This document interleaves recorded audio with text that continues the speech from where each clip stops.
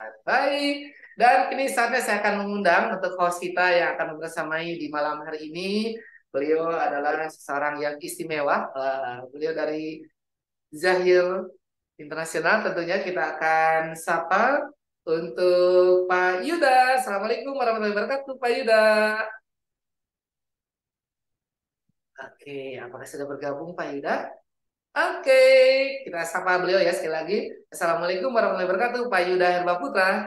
Waalaikumsalam warahmatullahi wabarakatuh, Kang. Yes, bagaimana kabarnya malam hari ini, Pak Yuda? Alhamdulillah luar biasa. Allahu Akbar. Semangat. Masya Allah.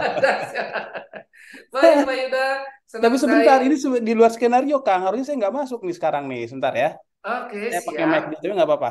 Siap, Nanti juga siap. pakai Oke. Adam nih. Bentar ya. Aman, Pak Yuda. Saya di Kita mute mah. dulu sebentar. Aku pakai ini dulu deh. Apa? Mic dulu ya. Oke, tapi suaranya sudah terdengar dengan baik, Pak Yuda. Aman. Kurang pede, Kang. Tunggu ya. Oke, siap. 86. Baik, Bapak Ibu Ya. sekalian. Sekali lagi sambil bersiap Pak Yuda yang akan jadi host kita di malam hari ini, tentunya kami hadirkan dengan tema yang spesial tentang people development atau bagaimana kita mengembangkan manusia yang ada dalam tim kita supaya bertumbuh menjadi pribadi yang lebih baik dan mensupport dari bisnis kita menjadi bisnis yang bertumbuh. Scale up productivity through great leadership. Tentunya bagaimana kita bisa menguatkan dari sisi leadershipnya juga untuk tim yang ada di bisnis Anda ya. Dan tentunya kita akan bahas bagaimana menumbuhkan skala produktivitas yang ekstrim melalui kemungkinan yang hebat, yakni Coach Darmawan Aji, beliau adalah Director of Learning Development, yang tentunya akan bersama kita di malam hari ini. Sekali lagi terima kasih untuk Anda yang sudah bergabung dan tentunya saya akan sapa kembali untuk host kita yang akan bersamai, yakni Coach Yuda Herbaputra. Assalamualaikum, Coach Yuda. Waalaikumsalam warahmatullahi wabarakatuh. Suaranya saya aman nggak, Kang? Yes, suaranya sangat jelas, clear, sudah pakai headset, alhamdulillah. Siap. Semoga tetap semangat ya, Pak Yuda. Siap, Kang. Jangan Ya, kemana-mana tapi temenin saya ya. tenang, kalau Pak Yuda aman. Ya, Nanti ke siap. tim operator yang membantu untuk pertanyaan di kolom Q&A, silakan untuk Anda bertanya, Bapak Ibu sekalian, dan juga boleh juga nanti memberikan respon jika ditanya langsung, nanti akan Pak Yuda akan dampingi. Baik, untuk selanjutnya Pak Yuda, saya review dulu deh dari Pak Yuda sudut pandangnya tentang bagaimana tema kita di malam hari ini tentang people development. Dari sudut pandang Pak Yuda dulu nih, bagaimana nih Pak Yuda? Silakan Pak Yuda. Baik, pertama saya ucapkan salam dulu buat semua ya, teman-teman. Siap. Assalamualaikum warahmatullahi wabarakatuh. Waalaikumsalam warahmatullahi wabarakatuh. Eh, Perkenalkan, nama saya Yuda. Saya USA, orang Sunda asli. Jadi teman-teman manggil saya Kang Yuda. Sehari-hari saya menemani bersama-sama dengan Pak Muhammad Ismail. Kalau Pak Mu sebagai CEO, saya sebagai CMO di Zahir. Dan sebenarnya amanah saya nih di belakang panggung. Jadi baru sekarang akhirnya kode dulu harus harus muncul juga nih. Oke, salam kenal buat semua ya. Dan materi malam ini tuh bakal luar biasa banget karena kalau dari sudut pandang bisnis, bisnis tuh sebenarnya ujung-ujungnya adalah gimana cara kita untuk ngatur manusia. Jadi sehebat apapun teknologi yang digunakan, sehebat apapun strategi apapun yang digunakan, ujung-ujungnya adalah eksekutornya adalah tetap manusia nantinya. Untuk itu, gimana caranya kita mengelola manusia akan kita pelajari nanti bersama guru kita. Kang Aji ini luar biasa banget. Beliau adalah mentor saya juga dan mentor banyak pebisnis, banyak CEO, banyak C-level di Indonesia. Mungkin boleh saya persilahkan Kang Aji buat bergabung. Assalamualaikum Kang Aji. Waalaikumsalam warahmatullah. Sehat Kang? Alhamdulillah. Saya nggak kuat, akhirnya kode dulu harus harus ngobrol juga ini Kang Aji, Masya Allah. Udah janjian pengen ketemu Kang Aji sejak lama, akhirnya ketemunya di udara nih Kang Aji. Masya Allah. Kang Yuda sehat? Alhamdulillah Kang. Ya, ini cuma ada beberapa bulan terakhir ada gangguan di pita suara, tapi insya Allah tetap semangat. Insya Allah. Kang Aji boleh spill dikit dong, materi malam ini kita bakal ngobrolin apa nih Kang Aji nih? Malam hari ini kita ngobrolin apa ya? Ya tentang ini sih Kang, tentang kan tema besarnya people development ya. Bagaimana Betul, kita nge-develop people kan. betul.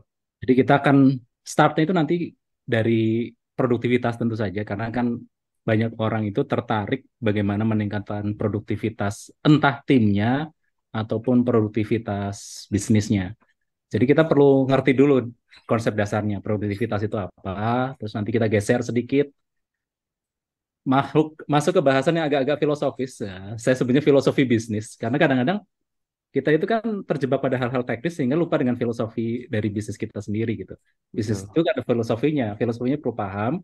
Nanti setelah itu baru kita masuk ke area bagaimana sih ngedevelop people, peran kita sebagai seorang owner, sebagai seorang leader, sebagai seorang manajer itu apa dan sebagainya. Nanti kita bahas agak teknis. Tapi Oke. disclaimer dulu boleh ya Kang ya? Boleh, boleh Kang. Silahkan Kang. Jadi materi yang saya sampaikan ini kan sebenarnya materi 2 hari nih sebenarnya. Masya Allah. Masya Allah. Luar Itu biasa. sebenarnya ya. Jadi nanti kita hanya walking through aja secara apa ya, mungkin big picture-nya lah, supaya teman-teman Siap. dapat gambaran besarnya. Kalau memang nanti tertarik misalnya untuk belajar lebih detail, lebih lanjut, ya itu mah gampang lah. Yang penting dapat dulu gambaran besarnya dulu. Karena kadang-kadang kalau sudah masuk langsung ke detail-detail itu udah pusing duluan kan. Jadi kita lihat Betul. gambar besarnya dulu. Kurang lebih begini loh perannya kita sebagai seorang leader, sebagai seorang owner, sebagai seorang manager dalam konteks people development. Supaya produktif kan. Intinya kan di Betul. situ. Betul banget. Wah, luar biasa nih. Saya kayaknya tanpa babi bu lagi, silahkan Bang Aji langsung aja ke pemaparannya. Nanti kita bakal diskusi bareng-bareng ya. Kalau ada pertanyaan boleh langsung di drop di Q&A juga. Nanti akan kita pilihkan mana pertanyaan yang relate. Untuk itu silahkan Kang Aji langsung aja. Oke. Oke, bismillahirrahmanirrahim. Assalamualaikum warahmatullahi wabarakatuh. Ini sudah pada berdoa ya. Kalau ada yang belum berdoa, mari kita awali dengan berdoa sejenak. Mudah-mudahan forum kita malam hari ini diberkahi, Amin. diberi kelancaran, diberikan kemudahan, dan diberikan pemahaman dari apa yang kita sama-sama diskusikan di malam hari ini. Berdoa dipersilakan.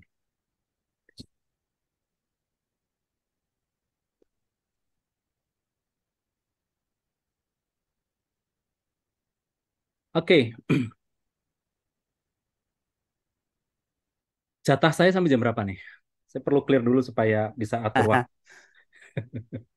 Pengennya sampai jam 11. Sampai jam 9 boleh Kang Aji? Jam 9 ya? Ya, Oke. 9. Oke, baik teman-teman sekalian. Jadi tema hari ini judulnya cukup panjang. Ini pun setelah ngobrol diskusi dengan Kang Yuda ya. Karena Kang Yuda nagih nih. Masya Ini Allah. judulnya apa nih Kang? Aduh, saya juga belum kasih judul nih. Akhirnya ditemukanlah sebuah judul yang lumayan panjang, Scale Up Productivity Through Great Leadership. Jadi bagaimana kita bisa men-scale up. Men-scale up itu artinya meningkatkan, memperbesar, membesarkan skala. Skala dari apa? Skala dari produktivitas. Produktivitas siapa? Tentu saja produktivitas dari tim kita. Produktivitas dari bisnis kita, dari organisasi kita. Melalui apa? Melalui great leadership. Kenapa sih melaluinya great leadership, bukan melalui yang lain? Nanti kita bahas alasannya apa. Namun kurang lebih ini judulnya, judul yang saya ambil. Kita kenalan dulu mungkin ya. Uh, Silakan Coach. Iya, ada harus yang belum kenalan dulu. kenal. Tadi belum pada kenal, apa belum ada yang belum kenal nih. Ya, jadi mari kita berkenalan terlebih dahulu. Saya izin untuk share screen ya, boleh ya. Silakan.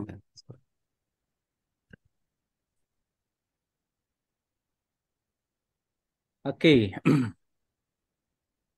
Jadi ini judulnya yang panjang. Ya, intinya adalah kita akan bahas tentang bagaimana leadership itu bisa ngebantu untuk meningkatkan produktivitas. Intinya itulah kalau dalam bahasa yang lebih sederhana.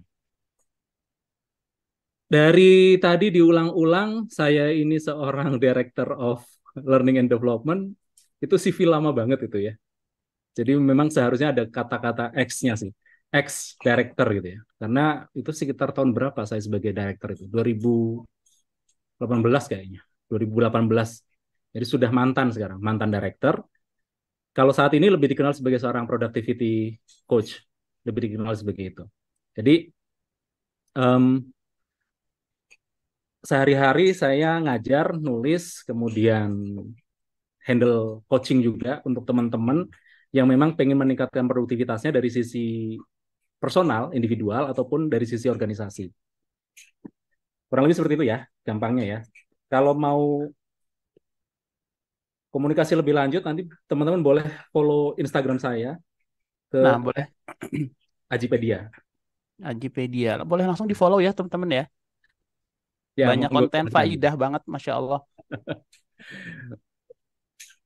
Cuma memang bahasan-bahasan seputar organisasi belum terlalu banyak. Mudah-mudahan nanti 2024 saya akan lebih banyak lah. Iya, Jadi kayak wajib, Kang. kayak apa ya istilahnya tuh, kalau teman-teman tuh bilangnya saya itu punya sisi yang berbeda. Kalau ngomong ke publik itu lebih banyak ke produktivitas personal, tetapi sebenarnya kalau di ketemu dengan klien di dunia korporasi, ketemu dengan klien-klien yang corporate itu saya lebih banyak ngobrolin tentang produktivitas dalam konteks bisnis, dalam konteks organisasi. Hanya memang kalau istilahnya apa ya, kurang seksi ya tema ini kalau di sosial media kan. Makanya kalau teman-teman berkunjung ke sosial media saya ya lebih banyak bahasanya itu adalah personal personal productivity. Nah, mudah-mudahan nanti 2024 kita mulai agak lebih banyak deh bahas seputar business productivity ya. Produktivitas dalam konteks bisnis, dalam konteks organisasi. Mudah-mudahan begitu. Nah, ini beberapa buku yang sudah saya tulis. Totalnya ada 7, cuma karena slide-nya nggak muat, jadi saya hanya tampilkan 5. Ada 2 yang tidak ditampilkan di sini. Yang pertama itu adalah Hypno Writing, itu buku tentang copywriting, bagaimana membuat copywriting yang menarik. Dan yang kedua adalah tentang judulnya Hypno Selling, bagaimana kita menjual tanpa penolakan. Nggak saya cantumkan di sini. Sisanya ini buku-buku seputar produktivitas pribadi. Nah, kita akan mulai dari sini dulu. Apa yang dimaksud dengan produktivitas? Karena kalau kita bicara tentang produktivitas, di kepala kita itu beda-beda nih yang muncul. Apalagi kalau misalnya produktivitas ini kita kaitkan dalam konteks bisnis, dalam konteks organisasi. Saya akan mulai dari definisi yang paling basic. Definisi paling basic dari produktivitas adalah seberapa besar output yang dihasilkan oleh seseorang, oleh sebuah organisasi, oleh sebuah tim, dibandingkan dengan waktu yang mereka punya. Ini yang paling basic, definisi paling basic itu. Jadi output dibagi waktu. Paling basic seperti ini. Cuma kemudian definisi ini membutuhkan pendefinisian ulang, terutama ketika bicaranya itu adalah kita bicara tentang organisasi, tentang bisnis. Ketika bicara tentang bisnis, kadang-kadang kalau kita menggunakan definisi dari produktivitas itu output dibagi waktu, orang hanya fokus untuk menciptakan output sebanyak-banyaknya. Bagaimana menuntaskan tugas sebanyak-banyaknya. Tanpa memperhatikan apakah tugasnya itu adalah tugas yang sesuai dengan kontribusi yang diharapkan, sesuai dengan targetan organisasi atau enggak. Dan kalau kita bicara tentang waktu, waktu juga sebenarnya hanya salah satu resources, salah satu sumber daya yang dimiliki oleh seseorang. Makanya kemudian definisi produktivitas menjadi lebih berkembang. Jadi lebih berkembang, salah satu yang cukup menarik ketika kita bicara tentang produktivitas adalah definisi yang ini nih. Value dibanding dengan resources. Jadi seberapa besar value yang bisa kita ciptakan, manfaat yang bisa kita berikan dengan segala keterbatasan sumber daya yang kita punya. Keterbatasan sumber daya itu apa aja? Ya bisa waktu, bisa energi, bisa fokus pikiran, dan lain sebagainya. Nah, saya sendiri lebih suka dengan definisi ini, karena lebih pas pada saat kita bicara tentang produktivitas dalam sebuah organisasi. Artinya, bukan sembarang output yang ingin kita hasilkan. Yang kita ingin hasilkan adalah output yang punya value, output yang memang bernilai, output yang memang bermanfaat. Dan dibandingkannya bukan hanya dibandingkan dengan waktu, tetapi dibandingkan dengan sumber daya secara umum. Ya waktu, ya energi, ya fokus, dan sumber daya lainnya. Artinya, dengan keterbatasan waktu yang dimiliki, dengan keterbatasan energi yang dimiliki, dengan keterbatasan uang modal yang dimiliki, dengan keterbatasan alat yang dimiliki, seberapa besar value yang bisa kita ciptakan. Artinya, ketika dua tim misalnya ya, kita bicara dua tim nih, dua tim atau dua organisasi punya resources yang sama, punya waktu yang sama, punya alat yang sama, energi yang sama, fokus yang sama, jumlah orang yang sama mungkin, tetapi satu organisasi, satu tim bisa menghasilkan value lebih besar dibandingkan tim lainnya, maka tim atau organisasi yang bisa menciptakan value lebih besar inilah yang kita anggap sebagai tim atau organisasi yang lebih produktif. Nah, kita bicaranya ini dulu ya. Basicnya ini nih. Jadi ketika kita bicara tentang produktivitas, kita bicara tentang seberapa besar value yang kita ciptakan. Value itu manfaat ya. Gampangnya begitu. Nah, ini nanti ada kaitannya dengan filosofi bisnis. Karena bisnis itu intinya adalah bagaimana kita meng-create value, mendevelop value, mengkomunikasikan value, dan mendeliver value. Intinya itu. Tapi nanti kita bicaranya ya. Nah, lalu apa hubungannya antara produktivitas ini dengan leadership? Saya akan tampilkan sebuah gambar. Ini hasil risetnya Jim Collins selama 5 tahun. Jadi Jim Collins melakukan riset selama 5 tahun. Yang di riset itu 15.000 perusahaan. Banyak atau sedikit tuh? Banyak banget. 15.000. 15.000 itu banyak ya. Banyak sekali. 15.000 perusahaan.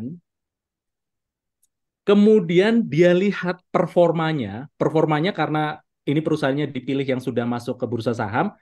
Dilihat dari harga sahamnya. Paling sederhana seperti itu kan. Dilihat performanya selama berapa tahun? Selama 30 tahun. Coba perhatikan di sini ya. Ini di sini ada angka minus 15, ini plus 15. Jadi ini 30 tahun. Yang menarik apa? Secara umum, grafiknya itu begini nih, 15.000 perusahaan. Secara umum.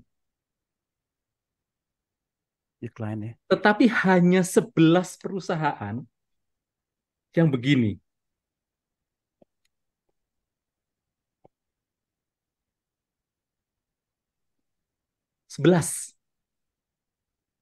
Jadi 11 perusahaan itu kemudian dibandingkan performanya head to head dengan kompetitornya ya. Kompetitornya itu landai seperti ini nih. Perusahaan yang 11 itu dia mengalami breakthrough di titik ini nih.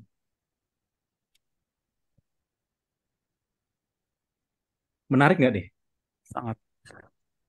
Artinya gini, kalau kita tahu pola-polanya, bagaimana perusahaan itu bisa mengalami breakthrough, bisa mengalami lompatan, lompatan dari sisi produktivitas tentunya. Karena apa? Harga saham itu nggak tiba-tiba menanjak, tiba-tiba naik. Nggak seperti itu. Apalagi di konsisten selama 15 tahun loh. Ini 15 tahun ya. Kita lihat di sini ya. Kalau kita tahu polanya, bagaimana 11 perusahaan ini itu bisa breakthrough, bisa men-scale up produktivitasnya, kan sangat menarik. Saya nggak akan bahas polanya seluruh polanya tentunya ya, karena itu butuh waktu yang akan sangat panjang. Tetapi satu hal yang menarik adalah, dari sekian banyak pola, ternyata kunci supaya sebuah perusahaan itu bisa men-scale up produktivitasnya adalah mereka punya great leader. Jadi mereka punya leader yang hebat. Ini kesamaan di antara semua perusahaannya. Jadi di titik mereka itu mengalami lompatan, di titik itulah mereka punya leader baru yang hebat, yang great. Yang mana di leader-leader sebelumnya itu tidak berhasil ngangkat produktivitas dari tim, dari organisasi, dari perusahaan tersebut. Begitu ganti leader, dan leadernya itu punya kualitas yang luar biasa, perusahaan itu mengalami breakthrough. Produktivitasnya ter-scale up. Nah, ini yang jadi sebuah alasan, pembenaran, kenapa judulnya kemudian Scale Up Productivity Through Great Leadership. Karena memang berdasarkan risetnya Jim Collins, kalau kita mau punya great company, perusahaan yang hebat, yang produktivitasnya itu nanjak 15 tahun berturut-turut, maka kita perlu mengawali dengan punya great leader. Great leader adalah orang-orang yang punya great leadership. Dan lawan, kalau kita baca bukunya, lawan dari great leader itu bukan bad leader, bukan. Bukan leader yang jelek, bukan. Lawan dari great leader itu adalah apa? Good leader. Menarik. Jadi nggak cukup hanya jadi leader yang good, leader yang baik. Kita perlu jadi leader yang great. Nah, ini yang akan kita bicarakan hari ini. Bagaimana kita bisa menjadi seorang leader yang great. Apa sih yang perlu dilakukan? Ya katakanlah mungkin kita saat ini seorang good leader. Saya asumsinya begitu ya. Bukan bad ya. Karena kalau kita startnya dari bad leader, panjang nih. Perlu jadi good leader dulu, baru nanti kita bicara tentang bagaimana jadi great leader. Saya anggap teman-teman yang hadir di sini adalah teman-teman yang memang leadership-nya sudah good. Hanya mungkin belum great mungkin gitu. Nah, kita akan bicara apa yang membedakan antara seorang good leader dengan seorang great leader. Kita akan bicarakan malam hari ini. Ya, Mantap, Masya Allah. ini pemanasan dulu ya, Pemanasannya. provokasi dulu. Nah, sebelum kita masuk ke leadership, tentu saja kita perlu paham dulu filosofi bisnis dulu. Apalagi seorang leader ya. Karena leader itu kalau nggak ngerti filosofi bisnis, yang dikejar apa sih? Kebanyakan leader ketika ditanya, apa sih yang dikejar ketika megang sebuah bisnis? Pasti ngomonginnya, mostly ya, duit. Bener nggak? Bener. Omset lah, profit lah. Kadang pakai bahasa yang lebih halus. Growth. Pertumbuhan. Tapi yang dimaksud growth itu apa? Growth revenue-nya yang growth gitu ya. Pertumbuhan omsetnya bertumbuh gitu. Bukan hanya jumlah karyawannya, tetapi ujung-ujungnya revenue. Dan itu nggak salah. Karena memang ujungnya dari bisnis itu adalah menghasilkan uang. Namun kita perlu tahu uang itu datangnya dari mana. Kita perlu tahu itu dulu. Makanya kita perlu ngerti filosofi bisnis. Saya sangat suka definisi uang yang disampaikan oleh Pak Tung Desem. Saya pernah ikut kelasnya beliau ya. Tahun berapa ya? Belasan tahun yang lalu lah ya. Beliau mendefinisikan uang dengan sangat sederhana. Jadi Pak Tung itu mendefinisikan uang sebagai alat tukar nilai tambah. Ada yang pernah ikut ya? Financial Revolution. Kan kita diajarkan ya mendefinisikan uang dengan alat tukar nilai tambah. Atau dalam istilah yang ringkas adalah alat tukar nilai. Artinya semakin besar nilai itu manfaat, nilai yang kita berikan, value yang kita berikan ke orang lain, maka akan semakin besar uang yang kita terima. Semakin banyak orang yang mendapatkan manfaat atau nilai dari produk kita, dari jasa kita, maka semakin besar juga potensi uang yang kita dapat. Clear ya? Maka yang kita kejar sebenarnya ketika kita bicara tentang bisnis, yang kita kejar bukan uangnya, tetapi bagaimana kita bisa mendeliver value sebanyak-banyaknya, mendeliver value sebesar-besarnya. Itu sebenarnya fokusnya ke situ. Fokusnya bagaimana produk kita, jasa kita, itu bisa bermanfaat bagi sebanyak mungkin orang dengan manfaat yang sebesar-besarnya. Nah, ini saya sebut sebagai filosofi bisnis dan ini penting sekali. Karena banyak yang lupa ke area sini, sehingga kemudian bingung gimana cara naikin omset, gimana cara naikin profit dan sebagainya. Yang perlu kita naikkan, yang perlu kita tingkatkan adalah value dari produk kita.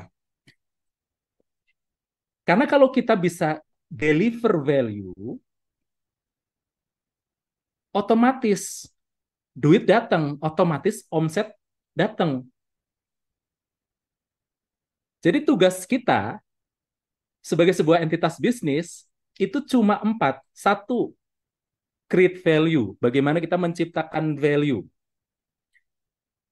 Yang kedua, develop value. Sehingga value itu jadi konkret, jadi tangible, jadi berbentuk produk atau layanan tertentu. Jadi ketika kita bicara tentang create dan develop value, ini kita bicara tentang bagaimana kita menciptakan produk atau menemukan produk yang punya value, produk yang bisa menyelesaikan masalah orang, produk yang bisa ngebantu orang untuk mencapai impiannya, mencapai tujuannya. PR pertama ini dulu, meng-create dan mendevelop value. Sehingga kita punya produk yang memang bisa berkompetisi. Punya produk yang memang diminati, yang memang diinginkan. Nah, PR berikutnya setelah produknya ada adalah bagaimana kita mengkomunikasikan value-nya. Karena produk bagus kalau tidak dikomunikasikan, ya nggak akan ada orang yang tahu. Makanya tugas dari sebuah bisnis yang ketiga adalah mengkomunikasikan value. Produk kita punya value apa? Jasa kita, layanan kita punya value apa? Dan tentu saja kita perlu mengkomunikasikan value ini ke target market yang tepat, ke target market yang spesifik.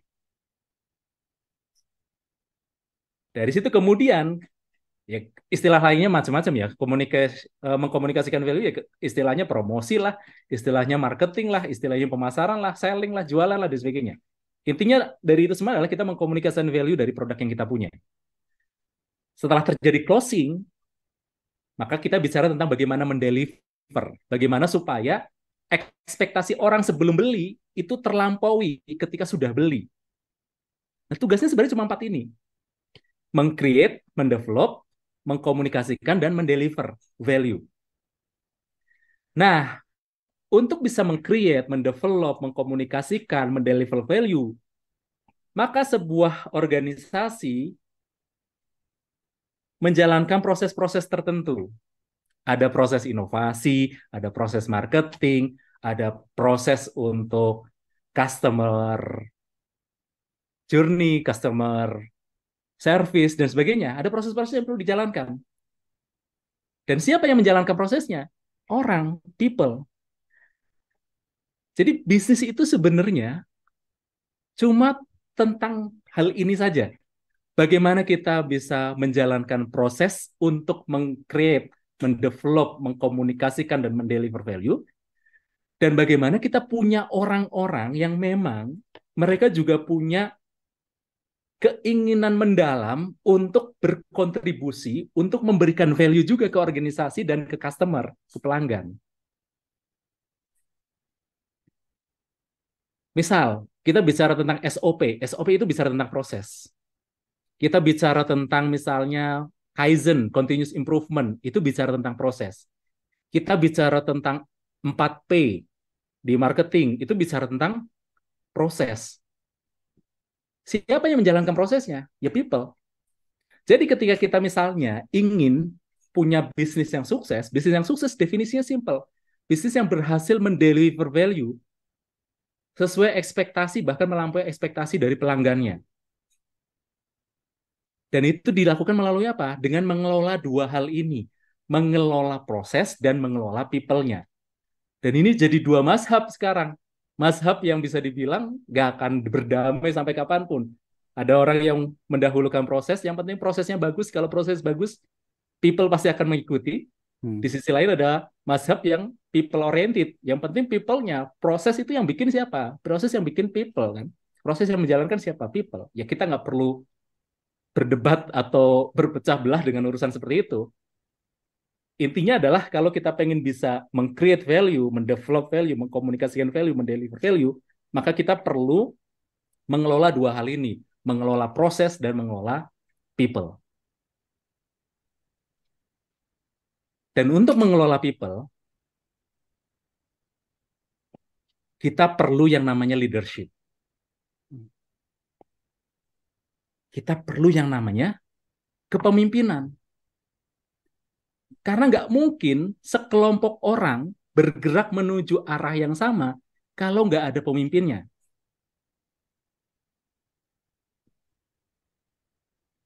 Bagi seorang muslim ya, teman-teman yang muslim nih, muslim kan.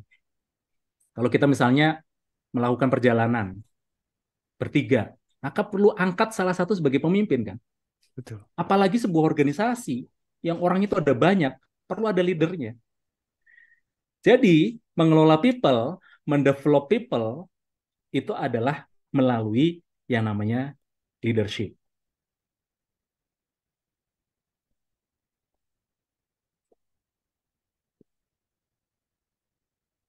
Sampai sini dulu. Direnungkan dulu, diendapkan dulu. Karena ini meskipun sederhana, meskipun kelihatan sepele, namun ini sesuatu yang penting. Karena apa? Banyak orang yang lompat berpikir omset tanpa berpikir kita sudah create value yang bagus atau belum. Kita sudah mengkomunikasikan value dari produk kita atau belum. Kalau kita belum mengkomunikasikan value dari apa yang kita punya, ya nggak akan bisa kita dapat revenue yang bagus gitu loh. Sebagus apapun produknya. Kalau orang tidak tahu value di balik produk tersebut, orang nggak akan beli. Mantap, Masya Allah. Maksudnya, Bentar, Wah, Kang. supaya mantap ya Kang ya. Pengendapan dulu ya, Kang. Sampai sini aman ya teman-teman ya. Barangkali ada yang mau ditanyakan dulu kali ya supaya lebih nancep. Silahkan kalau ada yang mau bertanya dulu. Karena kalau dengan demikian jadi kompleksitas masalah bisnis tuh jadinya jadi lebih slim gitu, lebih clear gitu Kang. Iya, benar, Kang. People, Kan proses. Dua itu fungsinya aja. framework itu menyederhanakan kompleksitas kan, Kang. Betul. Dan saya ingat nasihat Kang Aji yang nempel banget, Kang. Musuh Apa? produktivitas adalah kompleksitas, Kang. Itu nempel banget. Iya, Jadi benar. setelah dapat nasihat itu, eh, saya mulai mengeliminir toolset yang kelihatannya keren, lengkap banget, tapi malah bikin kita overwhelm gitu, malah bikin kita nggak produktif jadinya. Ya. Banyak Nah, seperti itu kan ya. betul banget. Dan itu kalau kita nggak mendalam mikirnya tuh nggak dapet tuh Kang. Jadi harus direnungi dan diresapi dulu gitu seperti itu. Oke deh, oke. Kayaknya lanjut dulu deh Kang ya. Silakan Oke, Kang. siap. Kita lanjut kalau begitu ya. Ya. Sebentar lagi kita masuk ke inti. Nah, sebelum ke inti, satu lagi untuk meyakinkan. Aduh, mohon maaf nih. Terlalu bersemangat sampai seleo lidah nih. Ini logikanya ya, logikanya supaya jadi masuk akal nih. Ketika kita bicara tentang pengen result yang bagus, result itu kan ada di sini ya, hasil nih, omset lah, produktivitas lah, profit lah, apapun itu. Kan tergantung dari tim kita mau ngejalanin atau enggak kan, tergantung dari perilaku apa yang dilakukan oleh tim kan, behavior dari timnya kan. Timnya melakukan tindakan yang diperlukan untuk menghasilkan result atau enggak. Kalau timnya tidak melakukan tindakan yang diperlukan untuk menghasilkan result, ya resultnya nggak akan muncul. Nah, behavior, perilaku tim, itu dipengaruhi oleh apa? Ternyata dipengaruhi oleh yang namanya culture. Culture pengambilan keputusan, kan ada ya perusahaan yang culture-nya itu pengambilan keputusan hanya boleh dilakukan oleh pucuk pimpinan. Ada yang begitu. Ada juga misalnya kita bicara culture ya. Culture itu banyak. Ada 6 elemen culture. Cuma saya bahas sedikit aja ya. Misalnya selain urusan pengambilan keputusan terkait business information, informasi seputar bisnis. Misalnya tiba-tiba ada kompetisi, tiba-tiba ada strategi. Strategi ini siapa yang ngerti? Apakah hanya para senior-senior manager atau sampai bawah? Ini culture juga. Dan itu nanti mempengaruhi behavior. Kayaknya banyak yang senyum-senyum tuh, Bang. Gimana, Kang? Kayaknya banyak yang senyum-senyum kayaknya. Mesem-mesem tuh. Yang tadi tuh. Ya, terus bicara tentang apa lagi misalnya? Tentang akuntabilitas misalnya. Gimana selama ini culture-nya, akuntabilitasnya? Culture terkait apa lagi? Terkait gaya komunikasi misalnya. Itu semua nanti mempengaruhi perilaku dari tim kita. Perilaku dari orang-orang yang ada dalam organisasi kita.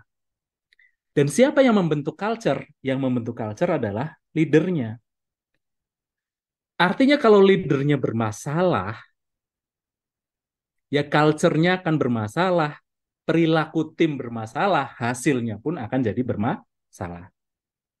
Dan ini sudah disupport banyak riset ya. Salah satu riset yang cukup intens terkait ini adalah risetnya Gallup. Gallup pernah meneliti. Ternyata kinerja dari tim itu tergantung dari atasan langsungnya, leader langsungnya. Jadi kalau misalnya ada satu tim yang nggak performnya jelek, yang perlu diganti itu adalah leadernya, Saya bukan jadi tim. istighfar. Saya jadi istighfar nih, Kang. Jangan-jangan harus diganti. Sama istighfar kan. Iya, siap. Ya, saya rasa banyak orang mengalami hal inilah gitu ya. Iya, iya, iya. Artinya kalau si leadernya, si atasan langsungnya tidak mau melakukan perubahan, ya dia perlu diganti. Makanya tadi sempat ada pertanyaan kan, sebenarnya yang namanya leader itu dibentuk atau dilahirkan? Wah ini bisa sampai akhir zaman nih diperdebatkan gitu ya. Karena apa? Ini perdebatan tentang nature sama nurture ini kan perdebatan yang sudah ratusan tahun ya. Saya nggak bisa jawab dengan sangat singkat bahwa leader itu dibentuk, leader itu dilahirkan. Nggak bisa, karena pasti kombinasi antara keduanya. Artinya memang ada traits, ada karakter-karakter tertentu yang ngebantu seseorang itu bisa jadi leader yang baik. Di sisi lain juga perlu ada proses development juga. Ya, jadi nggak perlu diperdebatkan apakah dilahirkan atau dibajak misalnya gitu ya, dilahirkan atau dibentuk gitu ya. Logikanya begini, artinya kalau kita pengen punya great result maka kita perlu punya great leader. Dan jangan nunjuk orang ketika bicara ini, nunjuk ke diri sendiri. Karena kebanyakan ketika ya saya punya banyak coach ya, coach saya banyak yang leader, vice VP gitu ya, vice VP, CEO juga ada beberapa. Nggak banyak ya, sebagian kecil, ketika bicara seperti ini, dia nunjuk orang, oh pantesan tim itu nggak jalan, karena leadernya begini gitu ya. Sebentar, leader di bawah kita seperti itu, jangan-jangan terpengaruh oleh gaya kita sebagai leader gitu loh. Artinya performa leader di bawah kita, itu tergantung kita gitu loh. Jadi jangan buru-buru nunjuk orang lain, coba nunjuk diri sendiri dulu. Artinya kalau kita memang pengen punya kinerja yang bagus, produktivitas yang bagus di tim kita, tunjuk ke diri sendiri dulu. Oke, berarti saya yang perlu berubah dulu. Saya yang perlu mengusahakan diri untuk jadi great leader dulu. Kita bicara tentang diri sendiri dulu sebelum kita menunjuk orang lain. Karena kalau kita selalu menunjuk orang lain, nggak akan selesai. Kita ubah diri sendiri dulu. Karena jangan-jangan ketika kita mengubah diri sendiri, orang lain pun akan terpengaruh, orang lain pun akan berubah. Gitu loh. Clear ya? Nah, pertanyaannya adalah, apa yang dimaksud dengan leadership? Aduh, tadi ngomongin leadership, tapi jangan-jangan definisinya aja masih belum clear nih. Apa leadership itu? Selama ini kita ngomongin tentang leadership, tentang kepemimpinan. Kita sudah punya definisi yang clear atau belum? Ada banyak definisi, namun definisi yang paling saya sukai adalah definisi dari HBR, Harvard Business Review. Jadi HBR punya buku yang bagus banget, judulnya HBR Leaders Handbook. Ini recommended banget bukunya, meskipun harganya agak mahal gitu ya. Namun bagus sekali. Jadi dia mendefinisikan yang namanya leadership adalah achieving significant positive impact. Jadi leadership itu tentang bagaimana kita itu bisa mencapai dampak positif yang signifikan. Atau kalau kita hubungkan dengan value tadi, bagaimana kita bisa mendeliver value. Sama saja sebenarnya. Jadi bicara tentang impact. Seberapa besar impact yang bisa dihasilkan? Dengan cara apa? Dengan cara membangun organisasi, membangun orang-orang yang bekerja bersama menuju common goal.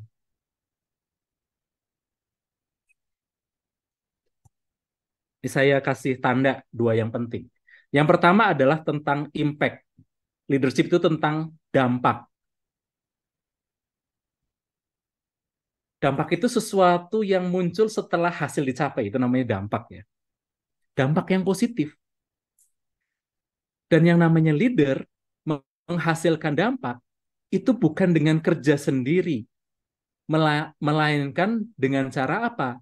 Dengan cara membangun orang, membangun tim, membuat tim itu mau bekerja bersama-sama menuju goal yang sama, menuju tujuan yang sama. Clear ya? Jadi, kalau misalnya leader kerja sendiri, dia belum bisa disebut sebagai seorang leader. Karena impact yang dihasilkan dari kerja sendiri dengan impact yang dihasilkan melalui orang lain itu berbeda.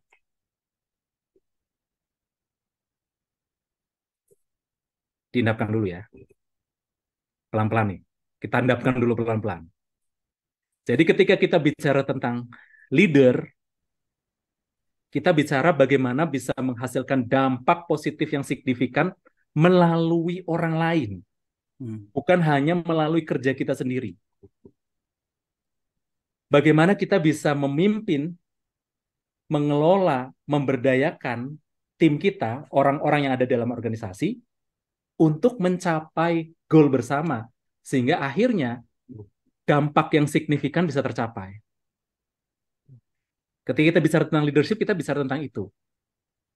Intinya adalah significant impact through others. Bagaimana kita bisa menghasilkan impact atau dampak yang signifikan melalui orang lain. Itu leadership. Jadi bukan hanya bicara tentang diri sendiri. Tapi bicara tentang bagaimana kita bisa menggerakkan orang nih. Supaya sama-sama menghasilkan impact. Karena impact yang dihasilkan oleh satu orang dengan impact yang dihasilkan oleh 10 orang itu berbeda. Namun, kita bisa bilang leadership seseorang itu jelek ketika impact yang dihasilkan ketika dia kerja sendiri dengan dihasilkan pada saat dia bekerja dengan memimpin 10 orang lain, impact-nya ternyata sama, artinya leadership-nya nggak jalan. Kebayang ya? Bayang, Kang. Nah, Saya pertanyaannya adalah, bagaimana caranya supaya kita bisa menjadi seorang great leader, sehingga kemudian kita bisa menggerakkan orang lain, menggerakkan tim kita untuk mencapai hasil yang diinginkan, untuk menghasilkan dampak yang signifikan. Teorinya banyak, bener nggak? Teori leadership banyak nggak? Banyak banget ya? Banyak banget, Kang. Sampai mumet. Kadang-kadang jadi pusing. Jadi pusing. Iya. Ini mulainya dari mana gitu kan? Mulainya dari mana leadership?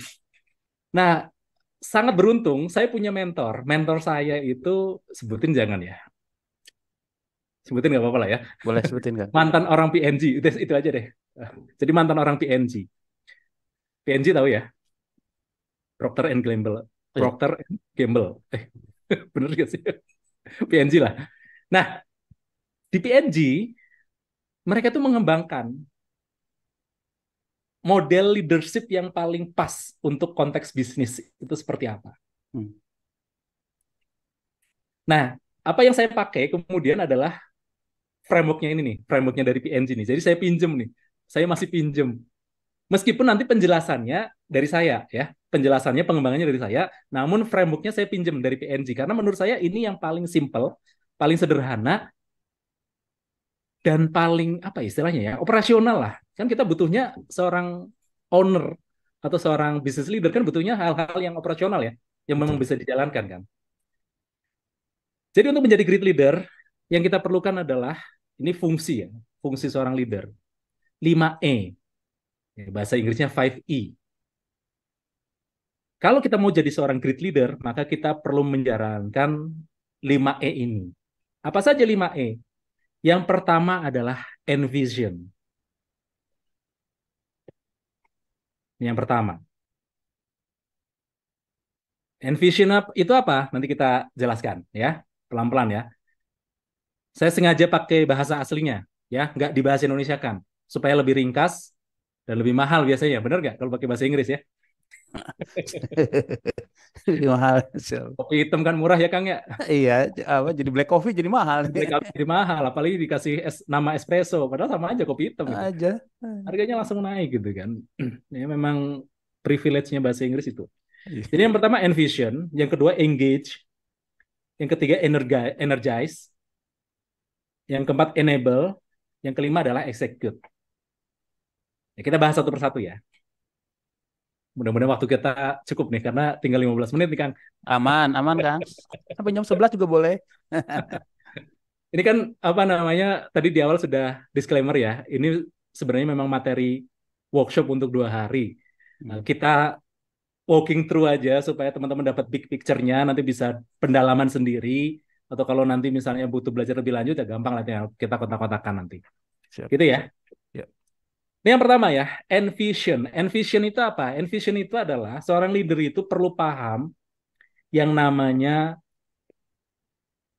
KS dan KD. KS itu apa? KS itu adalah kondisi saat ini. KD itu apa? KD adalah kondisi yang diinginkan. Perlu paham 2 hal ini. Kondisi saat ini itu adalah realitas yang dihadapi. Kita sebagai organisasi itu punya strength apa? Ya paling simpel misalnya kita pakai SWOT ya. Kita perlu tahu strength kita apa. Kita perlu tahu weakness kita apa. Kita perlu tahu ada opportunity apa. Kita perlu tahu ada threats apa, ada ancaman apa. Itu adalah cara untuk memahami kondisi saat ini, memahami realitas. Jadi nggak bisa disebut sebagai seorang leader yang kalau dia itu tidak berpijak pada realitas. Kalau dia tidak berpijak pada kenyataan, pada kondisi saat ini, kita nggak bisa sebut dia sebagai seorang leader. Leader itu dia perlu grounded to reality. Dia itu perlu menapak pada realitas. Kondisi saat ininya seperti apa? Ada peluang apa yang bisa dioptimalkan? Kita itu punya keunikan, punya keunggulan kompetitif apa? Kita itu punya strength apa? Perlu paham itu. Kemudian dengan memahami realitas saat ini, seorang leader itu perlu punya kejelasan tentang kondisi yang diinginkannya seperti apa, KD. KD itu bukan Krisdayanti ya. Kondisi yang diinginkan. Bahasa kerennya visi. Dan ini kita nggak hanya bicara tentang di level ini ya, di level business owner ya. Seorang manajer pun perlu punya visi, timnya mau dibawa kemana. Seorang supervisor pun perlu punya visi, timnya perlu dibawa kemana. Tentu saja nanti proses membuat visinya berbeda kalau kita sebagai owner dan kita sebagai manajer. Kalau kita sebagai manajer, maka kita perlu alignment, kita perlu selaraskan visi kita, visi tim kita dengan visi organisasi. Clear ya? Leader perlu punya ini gitu loh. Maksudnya leader itu nggak bisa disebut sebagai leader yang kalau misalnya dia itu ngadepin situasi saat ini bingung gitu kan. Ditanya mau kemana, nggak tahu mau kemana. Itu bukan leader lah. Leader perlu punya kemampuan untuk envision, membangun visi. Dan setelah clear kondisi saat ini dengan kondisi yang diinginkan, maka leader perlu punya strategi. Dia perlu ngebangun strategi untuk bergerak dari kondisi saat ini menuju kondisi yang diinginkan. Ini yang pertama. Jadi nanti kalau misalnya teman-teman nih pulang ya, bingung mau ngapain, clearkan dulu ini. Misalnya untuk memahami realitas yang paling simpel pakai SWOT, boleh, nggak apa-apa. Setelah itu baru bangun visinya. Kalau misalnya visi terlalu panjang, boleh visinya cukup pendek, misalnya 3 tahun ke depan, 3 tahun masih terlalu panjang, 1 tahun juga nggak apa-apa. Anggap di 3 tahun misalnya. 3 tahun itu pengen kondisinya berubah seperti apa. Nah setelah itu baru dibuat strateginya, milestone-nya, tahapan-tahapannya. Ingat ya, kita membuat rencana, membuat strategi itu bukan untuk mengendalikan masa depan, bukan. Kita membuat strategi supaya kita clear dengan apa yang perlu kita lakukan hari ini.